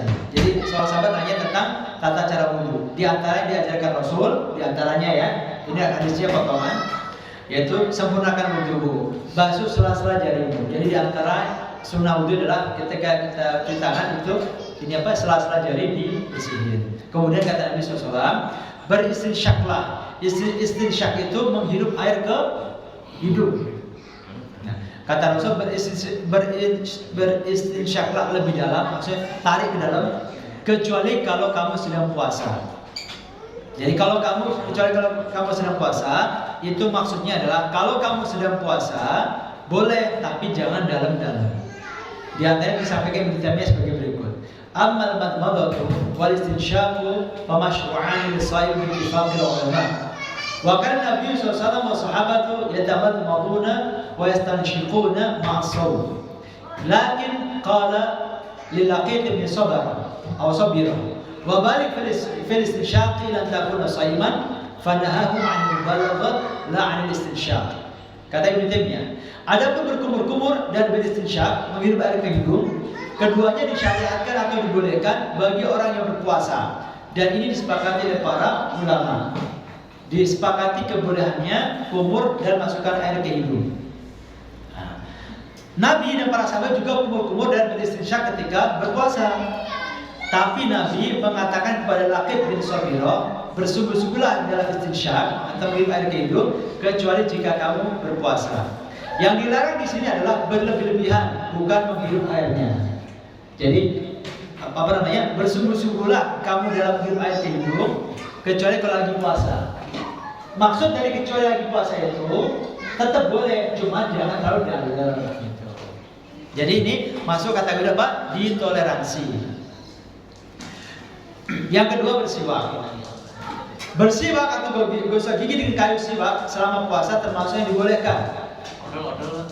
Jadi gosok gigi pakai siwak yang kering, yang kayu itu, yang suka dikunyah-kunyah itu diperbolehkan. Ya. Nah, adapun menggunakan odol, ini keterangannya. Odol. Imam Nawawi dalam Al-Majmu' Syarah Muhadzab mengatakan, "La yastaka biswakin rutbin fanfasala min rutubatihi aw khashabihi al-mutasha'ab syai'un wa badala'ahu afdal bila khilaf." Saraha bihi Al-Fawrani wa ghairuhu. Jika seseorang bersiwak dengan siwak basah, berarti kan di situ semacam odol juga kan? Odol lebih basah lagi, malah ada rasa-rasanya kan? Jika seorang bersiwak dengan siwak basah, lalu airnya terpisah dari siwak yang ia gunakan, atau cabang-cabang bulu kayunya itu lepas kemudian tertelan, maka puasanya batal tanpa ada perbedaan pendapat ulama. Demikian dijelaskan oleh Al-Fawrani dan lainnya. Jadi kalau pakai siwak basah atau pakai odol, itu kalau sampai ada yang tertelan, itu batal. Nah, penjelasan detailnya seperti ini. Dari penjelasan di atas dapat kita bayi beberapa. Pertama, jika kita gosok gigi tidak ada air atau pasta yang masuk tenggorokan sama sekali, puasanya tidak batal. Jadi kalau dipastikan ketika gosok gigi itu tidak ada yang tertelan sama sekali, itu tidak batal. Namun bila ada sedikit saja dari air atau pasta yang tertelan walaupun tanpa sengaja, puasanya batal. Kok kalau kumur-kumur enggak? Kumur-kumur tadi ada syaratnya, dikit. Apa hanya di luar? Tapi kalau orang gosok gigi itu kan serius kan? Di potensi masuknya besar. Jadi beda dengan orang kumur-kumur cuma sedikit. Maka kalau kumur-kumur sampai ada yang kalau gosok gigi sampai ada yang tertelan, itu batal. Tapi kalau sama sekali tidak ada yang tertelan, ya tidak batal. Tapi bisakah kita memastikan tidak ada yang tertelan? Maka solusinya sekalian, bagi orang yang puasa demi kehati-hatian hendaknya menggosok gigi dahulu sebelum subuh. Jadi solusinya kalau menggosok gigi itu ya setelah sahur sebelum subuh gosok gigi dulu. Itu solusinya. Kalau sudah siang cukup gosok gigi dengan kayu siwak atau arok atau dengan sikat gigi tanpa menggunakan pasta. Jika ingin menutupnya dengan air, sambungkan gosok gigi dengan berkumur sebelum wudhu sebanyak 3 kali. Ini solusi ulama.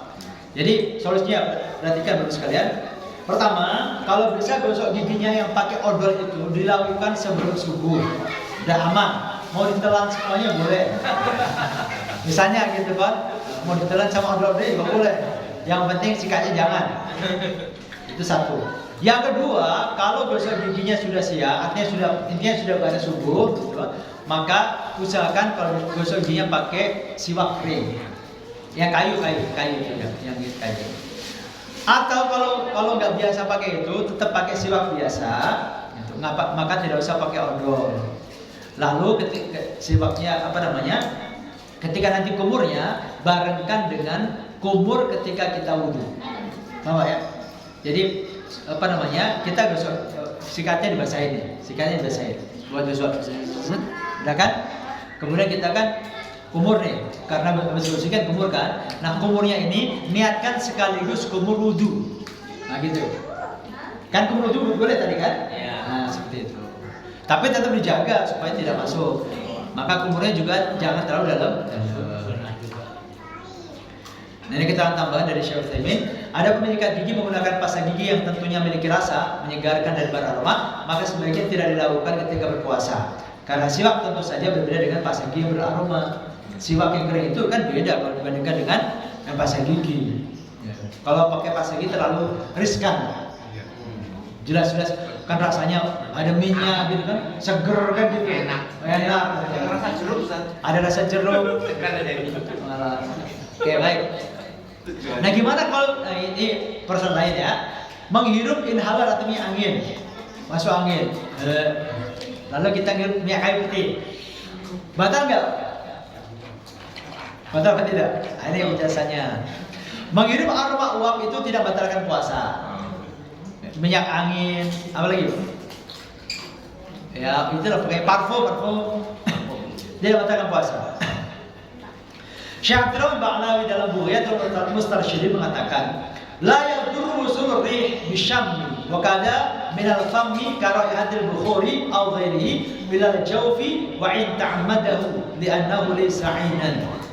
Tidak dianggap batalkan puasa aroma yang dihirup sebagaimana aroma asap kemenyan atau yang lainnya yang terasa mencapai tenggorokan meskipun disengaja, karena dia bukan termasuk ain, benda yang bisa batalkan puasa. Jadi itu kan aroma kan. Kalau aroma atau bau itu batalkan puasa, ibu-ibu nggak bisa masak. Gitu. Kalau masaknya yang beraroma ya, seperti rendang, apalagi Bu? Jengkol. Dia batal semua gitu. Jadi menghirup bau-bauan, entah minyak angin atau apa itu untuk obat atau parfum itu tidak batalkan puasa. Karena dia bau, dia aroma dia bukan satu fisik gitu ya. Dia bukan partikel kan, apa istilahnya? Bukan misalkan bukan satu yang bersifat fisiknya bisa dimasukin gitu. Dan ini juga bagian dari kemudahan syariat. Kalau seandainya menghirup aroma yang membatalkan, kita ya repot. Tetangga kita masak rendang, nah, kita tetangganya kebauan, batal nih gara-gara masak rendang, repot bener gitu ya. Kemudian yang terakhir juga, masuk waktu subuh dalam kondisi junub, misalkan ya, sebelum sahur ada suami istri hubungan, habis itu sahur, dan waktu sahur masih belum mandi besar, lalu adzan subuh, belum mandi besar juga. Tapi sudah adzan subuh, apakah puasanya sah? Tetap sah. Ini misalkan Nabi SAW dari Aisyah dan Ummu Salamah. Aisyah tahu Ummu Salamah radhiyallahu anha, An-Nabi SAW kana yusbihu junuban min jima'in thumma yaghtasilu wa yasum. Muttafaqun alaih wa zada Muslimun fi hadits Ummu Salamah wa la yaqdi. Dari Aisyah radhiyallahu anha dan Ummu Salamah radhiyallahu anha, Nabi SAW pernah berpagi hari dalam kondisi junub karena jima. Kemudian beliau mandi dan terus berpuasa. Hadis riwayat Imam Bukhari dan Imam Muslim. Imam Muslim dalam riwayat dari Ummu Salamah menyebutkan dengan tambahan Rasul tidak mengqadanya. Jadi Rasul pernah mengalami itu. Jadi junub sampai adzan subuh, lalu lanjut puasa. Jadi boleh. Itu bagian dari yang ditoleransi atau dibolehkan. Mencicipi makanan, ini juga diperbolehkan. Ibnu Abbas mengatakan, tidak mengapa seseorang yang sedang berpuasa mencicipi cuka atau sesuatu selama tidak masuk sampai ke kerongkongan. Jadi ibu yang masak, boleh nggak dicicipi? Boleh. Tapi habis itu dilepeh. Jangan ditelur. Itu makan baru telur. Ya, boleh. Tapi setelah itu dilepeh. Yang mencicipi yang punya keperluan. Yang nggak punya keperluan nggak usah mencicipi. Misalnya nih, istrinya masak, ya udah yang mencicipi istrinya. Jangan saya cicipin ya. Yang ntar kalau itu ya nggak ada keperluannya kalau itu bisa memelek gitu. Kalau itu nggak boleh. Yang mencicipi yang ada keperluan, yang nggak ada keperluan enggak. Nanti maghrib. Cicipinya sering. Kalau dibutuhkan ya nggak apa-apa. Misalkan belum mantap, Kurang asin. kurang asin. Misalnya ya udah asin belum ya. Misalkan ibu istri baru lah ya, istri masih muda gitu, baru nikah gitu kan, masih belajar masak gitu ya. Ragu-ragu udah asin belum ya, dicicipi. Tambahin garam lagi, cicipin lagi. Ya kan, boleh asal memang diperlukan ya, bukan sengaja cicip-cicip. Memang dia butuh memastikan itu. Kalau misalnya dia masih latihan masak, nah itu dibolehkan. Baik. Kemudian mandi dan menyiramkan air di kepala untuk segar. Boleh tidak? Boleh. Panas banget. Lalu guyuran, boleh nggak? Boleh. Dikompres kepalanya? Boleh. Kan suka enggak boleh puasa-puasa kok mandi. Kalau niatnya supaya sambil minum, boleh. Itu masalah batal itu. Tapi dia nggak ada niatan minum, memang dinginin badan. Itu dibolehkan. Ini pernah dilakukan Rasulullah. Kalau mandi bebas itu. Mandi bebas? Renang gitu. Kalau bisa pastikan tidak ada air yang masuk boleh. Tapi kalau kita biasa renang, biasanya kita kalau renang pas menyelam, misalkan gitu ya, itu ada air yang masuk, memang biasa kayak gitu, jangan. Udah tahu biasanya kayak gitu kok, ya kan? Tapi kalau memang bisa menjaga gitu ya, sekedar ya begitu aja gitu ya, bukan pola begitu. Kalau pola kan bisa ada kemungkinan masuk mulut kan, nah itu jangan. Tapi kalau sekedar ya gitu aja gitu ya. Masuk ke telinga? Kenapa? Masuk telinga tidak apa-apa. Yang batalkan itu kalau masuk ke dalam mulut. Nah, dari Abu Bakar bin Abdurrahman radhiyallahu anhu bahwasanya pernah melihat Nabi SAW membasahi kepalanya saat di perjalanan dalam peristiwa Fathu Makkah dan beliau sedang puasa. Jadi Rasul itu pas Fathu Makkah pernah keluar kota Makkah, ke pengisahan kota Makkah itu itu kan puasa Ramadan, itu kepalanya dibasahi. Kan sallallahu alaihi wasallam yasubbul ma'a ala ra'sihi wa huwa sha'imun min al-'atashi aw min al-har. Nabi SAW pernah menyiramkan air ke atas kepala beliau ketika sedang puasa karena faktor kehausan atau kepanasan. Rasul pernah guyuran pas lagi Fathu Makkah, waktu buka kota Makkah. Kemudian riwayat dari Ibnu Umar, wa kana Ibnu Umar anhuma balla tauban fa alqahu alaihi wa huwa sha'im. Ibnu Umar pernah membasahi pakaiannya dan beliau letakkan di atas kepalanya ketika sedang puasa. Hadis Bukhari, kompres. Pernah. Rasul guyuran, pernah. Jadi dibolehkan, ya. Kemudian bekam dan donor darah. Ini juga ditoleransi, dibolehkan. Bekam dan donor darah. Berdasarkan hadis Nabi SAW, rakhasan Nabi SAW fil qiblati lis-shaimi wal hijamah. Nabi SAW memberi keringanan atau rukhsah bagi orang yang berpuasa untuk mencium istrinya dan berbekam. Bolehkah mencium istri ketika puasa? Boleh, dengan catatan mampu menahan syahwat. Tapi kalau tidak mampu, khawatir keluar sperma, tidak boleh. Tapi kalau teknik Korea mampu, boleh saja. Misalkan mau berangkat kerja gitu ya, memang kebiasaannya salim sambil cium misalkan. Gitu. Ya boleh saja. Yang asal yakin mampu menahan syahwat. Tapi kalau nggak yakin jangan. Yang kedua yang dibolehkan juga adalah hijam, bekam. itu di rukhsah atau diberikan keringanan arti boleh. Orang puasa-puasa bekam itu dibolehkan. Nah, kemudian ada hadis lain yang menyebutkan bahwasanya orang yang bekam dan orang yang membekam dan dibekam itu membatalkan puasa. Ada hadis seperti itu. Nih hadisnya. Wa yurwa 'anil Hasani 'an ghairi wahidin marfu'an faqala afṭara al-hajim wal mahjum. Diriwayatkan dari Al-Hasan dari beberapa sahabat secara marfu, artinya sampai ke Nabi, beliau berkata, orang yang melakukan bekam dan yang dibekam batal puasanya. Nah, tapi hadis ini itu sudah dimaksud oleh hadis yang pertama tadi. Karena Rasul mengatakan rakhasa, Allah berikan keringanan. Sesuatu yang sifatnya keringanan itu kan datanya berarti belakangan. Ada hukum yang tadinya berat kemudian didispensasi. Makanya pendapat yang dibuat adalah berbekam itu tidak membatalkan puasa dengan satu syarat. Orang yang dibekam itu tidak menjadikan dia lemes. Kalau dia dibekam tetap fun saja itu boleh. Tapi kalau jadi jangan, hukumnya makruh. Kalau sampai menjadikan dia membatalkan puasanya, mungkin kalau darahnya terlalu banyak keluar atau dia misalkan pingsan karena terlalu banyak titiknya, bisa memakai baik seperti itu nggak boleh. Tapi kalau bekamnya itu dia biasa bekam dan fine saja, itu dibolehkan. Termasuk donor, sama. Donor dan bekam hukumnya sama. Itu yang perlu tadi kenapa? Ini ya, mencium istri bagi yang mampu nahan syahwat tadi saya sampaikan ya. Kalau mampu nahan syahwat dibolehkan. Kalau yang nggak mampu nggak usah. Nanti pas sudah ada maghrib maksudnya. Ada asal lagi. Baik, Bapak sekalian pintu dulu karena saya jam 11. Maaf ya. Kalau masih ada waktu, monggo kalau ada yang mau tanyakan. Pemaparan saya pintu dulu. Saya kembali lagi pada MC. Monggo.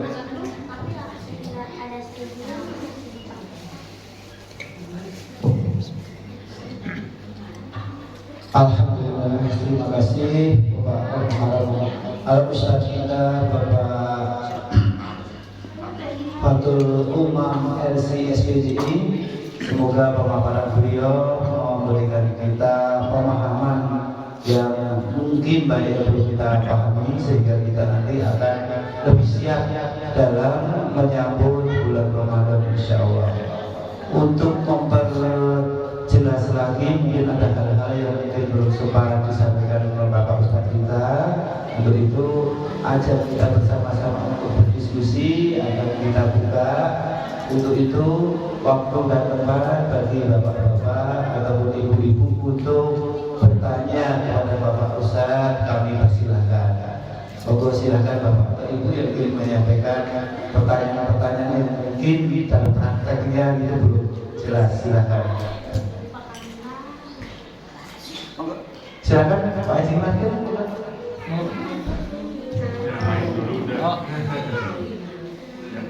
Yang muda-muda loh siapa? Pak Haji dulu, ntar kalau sudah Pak Haji nanya yang lain ikut dah. Baik, Bismillahirrahmanirrahim. Assalamualaikum warahmatullahi wabarakatuh. Waalaikumsalam. Pertanyaan saya ada dua, Ustaz. Pertama, sering saya mengikuti beberapa masjid itu imam setelah selesai doa witir itu niat itu dipimpin bersama-sama. Apakah boleh dilihat? Yang kedua, pahala puasa itu untukku kata Allah. Itu maksudnya apa? Mohon penjelasan. Terima kasih. Mohon maaf. Assalamualaikum warahmatullahi wabarakatuh. Waalaikumsalam warahmatullahi wabarakatuh. Baik ya Bapak Ibu, kita satu persatu biar kita langsung ke fokusnya. Monggo Bapak Ustaz. Iya. Bismillahirrahmanirrahim. Yang pertama tentang niat puasa bareng-bareng setelah witir ya. Jadi biasanya kalau habis tarawih itu kemudian imam tarawihnya tadi mimpin jamaah gitu. Bismillahirrahmanirrahim. Nawaitu shawabadin an-adai fardhi syahri ramadhana hadis sanati lillahi ta'ala. Boleh atau tidak? Kalau shawab insyaallah boleh. Tapi itu adalah ijtihad atau inisiatif dari sebagian ulama. Karena sekali lagi niat itu yang menjadi ukuran itu bukan redaksi dalam lisan, tapi masuk dalam hati. Itu yang menjadi ukuran. Bahwa ada anjuran melafazkan niat dalam mazhab Syafi'i itu sifatnya anjuran ya. Tapi yang menjadi ukuran itu adalah hatinya. Karenanya seandainya ada ketidaksinkronan antara lisan dan hati yang dijadikan ukuran hatinya. Misalkan begini. Cek. Misalnya nih, ada orang niat sholat zuhur, lisannya bilang nawat usolli fardhu zuhur, padahal dia sholatnya asar. Orang sholat asar, tapi niatnya usolli fardhu zuhur, padahal asar. Tapi ngomongnya fardhu zuhur, tapi hatinya maksudnya asar. Sah tidak? Sah. Kayak yang jadi ukurannya adalah yang di hati, meskipun lisannya salah ucap, gitu. Karena memang ulama semua sepakat dari mahalun niyati al-qalb, tempatnya itu adalah hati. Cuman memang ijtihad dalam mazhab Syafi'i itu dibolehkan melafazkan atau bahkan dianjurkan melafazkan niat, baik itu niat puasa ataupun niat sholat. Jadi itu sifatnya ijtihad dari sebagian mazhab. Jadi kalau bicara boleh atau tidak dalam mazhab Syafi'i dibolehkan. Memang itu khilafiyah. Dalam mazhab yang lain mungkin dianggap sebagai bid'ah. Bid'ah itu berada di Nabi ngajar kayak itu. Memang Nabi tidak pernah mencontohkan seperti itu. Redaksi nawaitu sama godin itu juga bukan dari Nabi. Kalimat ini ya, nawaitu sauma godin an adai itu tidak dari Nabi. Usolli qardhu subhi rak'ataini itu bukan dari Nabi. Itu redaksi yang disusun oleh sebagian ulama. Demikian. Yes. Pertanyaan kedua. Yes. Lanjutkan itu. Ada orang yang dengan bahasa Indonesia atau bahasa Arab boleh nggak bahasa Indonesia? Bahasa Indonesia boleh. Boleh. Karena lafaz niat itu sebenarnya hanya untuk menjaga, mengingatkan supaya masing-masing kita jangan sampai kelupaan atau terlewatkan niat. Pakai bahasa Sunda pun boleh. Jadi karena itu belum dianggap bagian dari ibadah itu sendiri. Usolli fardhu subhi itu apakah kita sudah sholat? Belum. Baru akan sholat. Ngingetin supaya kita pas Allah Akbar itu kita sedangnya. Jadi saat ini pakai bahasa Jawa juga boleh. Gitu. Cuma kan nggak keren lah. Gitu. Sholat pakai bahasa Jawa gitu kan, nanti malah jadi fitnah. Itu yang pertama. Yang kedua tentang hadis Nabi, as-shaumu li wa ana ajzi bihi. Puasa itu untukku dan aku akan membalasnya. Di antara maknanya adalah puasa itu ibadah yang sangat rahasia, privat banget gitu. Orang puasa itu sebenarnya gak ada yang tahu kecuali Allah. Orang kok puasa itu betul-betul imannya karena Allah. Kalau sholat kan masih kelihatan. Kalau sholat kelihatan kan? Sedekah kelihatan. Puasa itu kelihatan enggak? Enggak. Dari mana bisa tahu orang puasa? Lemes belum tentu. Enggak makan ya belum tentu. Makanya orang kok puasa sebulan Ramadan full itu berarti orangnya itu punya iman. Gitu. Makanya Allah asal puasa itu untukku. Wa ana ajzibihi dan aku akan berikan balasan kepada orang yang puasa. Besaran pahala puasa enggak dijelaskan Allah. Allah sendiri akan memberikan pahala dalam hitungan yang tidak terkira. Kalau seperti pahala puasa pahala sedekah kan dikatakan 10 sampai 700. Misalkan Allah Ta'ala sampaikan matalul ladina yunfiquna amwalahum fi sabilillahi kamathali habbatin ambatat sab'a sanabil fi kulli sunbulatin mi'atu habbah wallahu yudha'ifu liman yasha'. Perumpamaan orang yang berinfak di jalan Allah Ta'ala itu seperti orang yang menanam satu biji, katakanlah biji padi, ditanam. Dari satu biji itu tumbuh 7 batang. Masing-masing batang menghasilkan 100 biji lagi. Jadi pahala orang sedekah itu setidaknya sampai 700 kali lipat. Nah, puasa bisa jadi lebih dari itu. Nah, itu kira-kira bagi awal soal. Terima kasih Pak Haji. Mungkin demikian Pak Haji ya. Semoga menjadi bekal kita bersama-sama. Terima kasih Pak Haji. Baik, dilanjutkan monggo. Oh ini Oh, ibu dulu. ya ibunya Bu Ustaz. Silakan biar kita dengarnya dari bapak ke ibu ya. Monggo Bu Ustaz. Kalau pada puasa itu akhirnya tidak terlaksana di tahun yang sama, itu bagaimana untuk Next Ustaz? chapter. Karena kadang ada beberapa kalau ya ibu melahirkan, ibu menyusui tuh lumayan banyak gitu ya Ustaz ininya Tanya. utangnya gitu. Iya. Bagaimana? Mengkodok puasa sampai lewat Ramadan masih Iya. ya. Tidak, tetap harus dikodok. Tetap harus dikodok. Kalau dia mengkodoknya karena udzur syar'i itu tidak dosa, tapi tetap dikodok. Misalkan begini, dia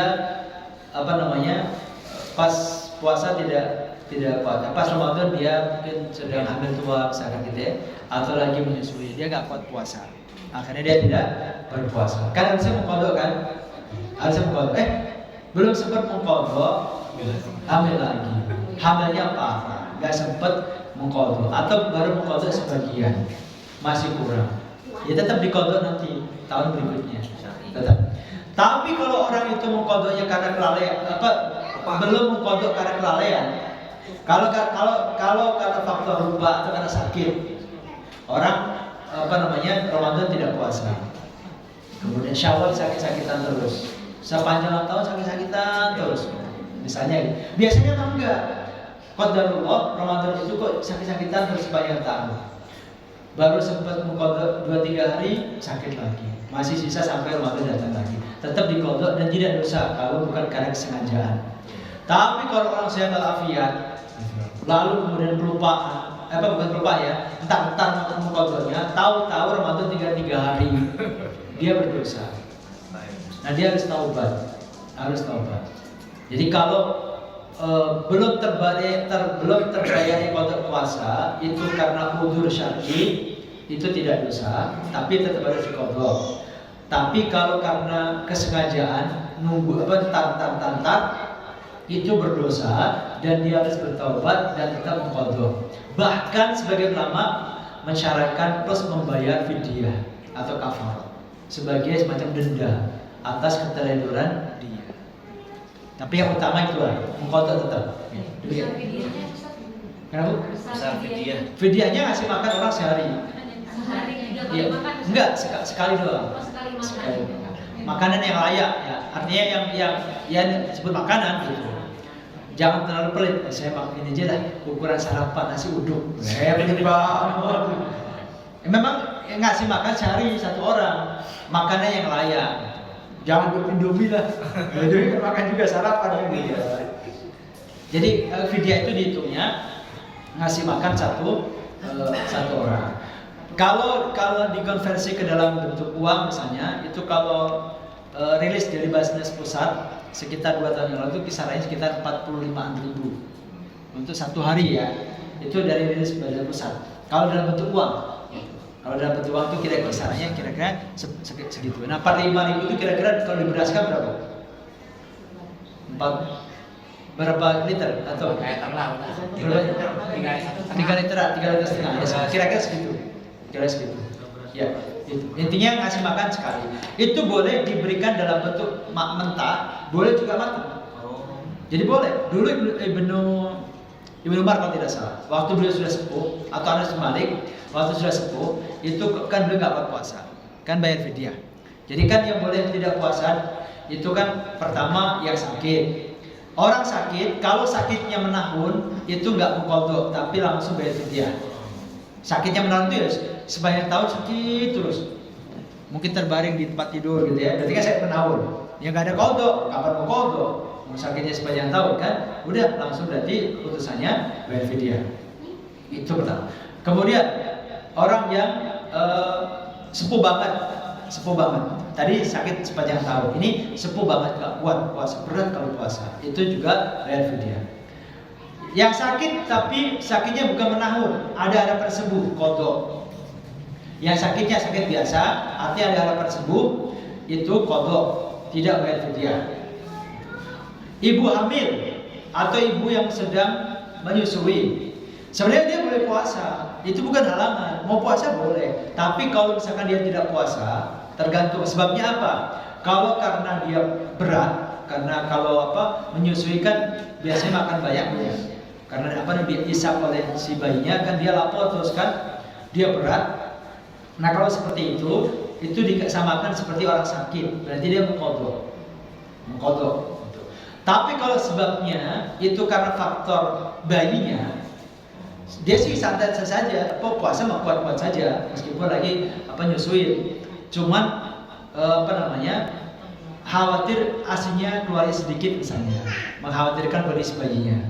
Nah kalau seperti ini itu tetap kodok juga, cuman sebagian ulama dalam mazhab Syafi'i misalkan mengatakan plus fidyah. Karena kalau faktor di luar dirinya itu seperti tadi mengkhawatirkan si bayinya, itu faktor di luar diri kan. Nah itu ditambah dengan fidyah dalam mazhab Syafi'i. Dalam mazhab yang lain hanya mengkodok saja. Gitu. Bisa dipahami Bu ya? Ya, demikian. Baik, demikian Ustaz. Terima kasih. Mari saja silakan dari Bapak. Monggo Ustaz. Ustaz, ibu saya kan waktu sebelum meninggalkan pas bulan Ramadan katanya. Ya. Saya kira kan ya itu kan sakit jantung. Cuma saya nggak tahu nih waktu beliau sakit itu sempat berpuasa berapa hari. Ya. Itu nggak ada yang penyaksian juga siapa tuh waktu sempat puasa atau gimana. Ya. Itu dibayarkan fidyah boleh satu. Meninggalnya Ramadan atau setelah Ramadan? Pas Ramadan. Kalau pas meninggalnya pas Ramadan tidak ada kewajiban apa. Jadi kalau orang sakit meninggalnya di Ramadan, itu tidak ada kewajiban apa. Walaupun mungkin pada saat sakit sehari 2 hari sebelumnya kan pasti beliau mungkin tidak berpuasa kan? Iya. Jadi misalkan ini ada orang tua dia puasa 3 hari. Hari pertama 2, 3 puasa. Hari 4 sakit. Hari 4 sakit, kelima sakit, 6 sakit. Hari ke-7 meninggal dunia. Itu tidak punya hutang puasa karena dia meninggalnya masih di Ramadan. Kan orang yang sakit itu membayar kodoknya kapan? Fa'idatu min ayyamin ukhra kan di hari lain di luar Ramadan. Nah Allah takdirkan dia nggak ketemu hari itu karena dia meninggalnya Ramadan. Maka kata para ulama, orang yang meninggalnya sakit dan meninggalnya di Ramadan itu nggak punya hutang puasa. Tapi kalau dia sakit Ramadan 4 hari sakit, itu sembuh puasa. Jadi hari pertama, kedua, 3 puasa, keempat, 5, 6, 7 sakit, hari ke-8 sampai selesai Ramadan puasa. Dia punya hutang puasa berarti 4 ya. Lalu masuk Syawal, Lebaran macam-macam. Habis itu Syawal Dzulqa'dah meninggal. Nah dia punya hutang.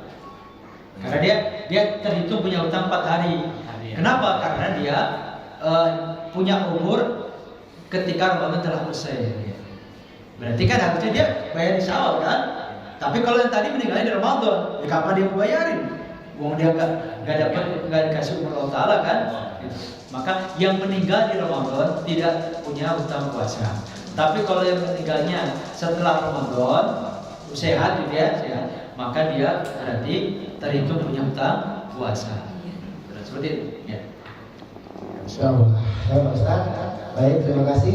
Silakan ibu-ibu, kita berarti ya Bapak Ibu, silakan. Bu Is, mungkin ada yang boleh tanyakan Bu Is. Ada Is. Sambil ini. Enggak. Mau misalkan di bulan Syawal kan ada puasa Syawal. ya. Seandainya masih punya utang Ramadan, diutamakan yang Syawal dulu atau yang Ramadan? Itu Bu. Ya. Kalau masih punya utang puasa Ramadan, baiknya didahulukan yang qadha dulu. Kalau masih punya utang ya. Kan hukumnya yang qadha apa? Wajib kan ya? Mengqadha puasa kan wajib ya? Itu. Sedangkan Syawal itu hukumnya apa? Sunnah. Mana yang lebih didahulukan? Yang wajib atau yang sunnah? Yang wajib bukan, sepakat kan? Kan gitu. Jadi diutamakan yang qadha dulu, baru kemudian setelah itu kalau masih ada waktu yang Syawal. Demikian. Karena hukumnya beda kan? Yang namanya wajib dan sunnah yang pasti harus kita utamakan yang wajib dulu, baru kemudian nyusul yang sunnah. Demikian. Oh, benar. Subhanallah, terima kasih Bapak Ustaz. Oke, mungkin balik lagi ke Bapak silakan Pak, masih ada waktu. Oke. Dari ibu-ibu cukup Bu. Baik, kasih luar biasa. Sekali lagi terima kasih pada Al-Mukarram Bapak Ustaz yang telah memaparkan persiapan kita menjelang bulan Ramadan. Semoga apa yang beliau paparkan dapat bersama-sama menjadi masukan, menjadi persiapan kita sehingga kita lebih matang, lebih siap dalam rangka menyambut bulan Ramadan. Amin ya rabbal alamin. Baik Pak Ustaz, untuk mengakhiri pertemuan ini mohon waktu berikutnya doa Pak Ustaz. Baik sekalian, mari kita akhiri rangkaian pertemuan kita pada kesempatan pagi ini dengan sama-sama munajat dan berdoa bersama Allah, memohon kebaikan untuk kita, kebaikan untuk keluarga kita, kebaikan untuk orang tua kita yang sebagai terdahulu kita, kebaikan untuk kaum muslimin seluruh dimanapun mereka berada, kebaikan untuk bangsa Indonesia yang kita cintai bersama. Astagfirullahaladzim, astagfirullahaladzim, astagfirullahaladzim. Bismillahirrahmanirrahim. Alhamdulillahirabbil alamin, hamdan syakirin, hamdan na'imin, hamdan yuwafi ni'amahu wa yukafi mazidah. Ya Rabbana lakal hamdu kama yanbaghi li jalali wajhika wa 'azimi sultanik. Allahumma shalli ala sayyidina Muhammadin wa ala alihi wa ashabihi ajma'in. ربنا اغفر لنا ولوالدينا وارحمهما كما ربونا صغارا ربنا اغفر لنا ولاخواننا الذين سبقونا بالايمان ولا تجعل في قلوبنا غلا للذين امنوا ربنا انك رؤوف رحيم ربنا لا تزغ قلوبنا بعد إذ هديتنا وهب لنا من لدنك رحمة إنك أنت الوهاب ربنا هب لنا من أزواجنا وذريتنا قرة أعين واجعلنا للمتقين إماما اللهم آت نفوسنا تقواها وزكها أنت خير من زكاها أنت وليها ومولاها اللهم اقسم لنا من خشيتك ما تحول بيننا وبين معاصيك ومن طاعتك ما تبلغنا به جنتك ومن اليقين ما تهون به علينا مصائب الدنيا اللهم اتنا باسماعنا وابصارنا وقوتنا ما احييتنا اللهم بارك لنا في شعبان وبلغنا رمضان اللهم بارك لنا في شعبان وبلغنا رمضان اللهم بارك لنا في شعبان وبلغنا رمضان ربنا آتنا في الدنيا حسنة وفي الآخرة حسنة وقنا عذاب النار وصلى الله على سيدنا محمد وعلى آله وصحبه وسلم سبحان ربك رب العزة عما يصفون وسلام على المرسلين والحمد لله رب العالمين. Demikian Bapak sekalian, berdoa maaf. Akhirul kalam. Assalamualaikum warahmatullahi wabarakatuh. Waalaikumsalam. Baik, terima kasih Pak Ustaz. Semuanya kita tutup dengan bacaan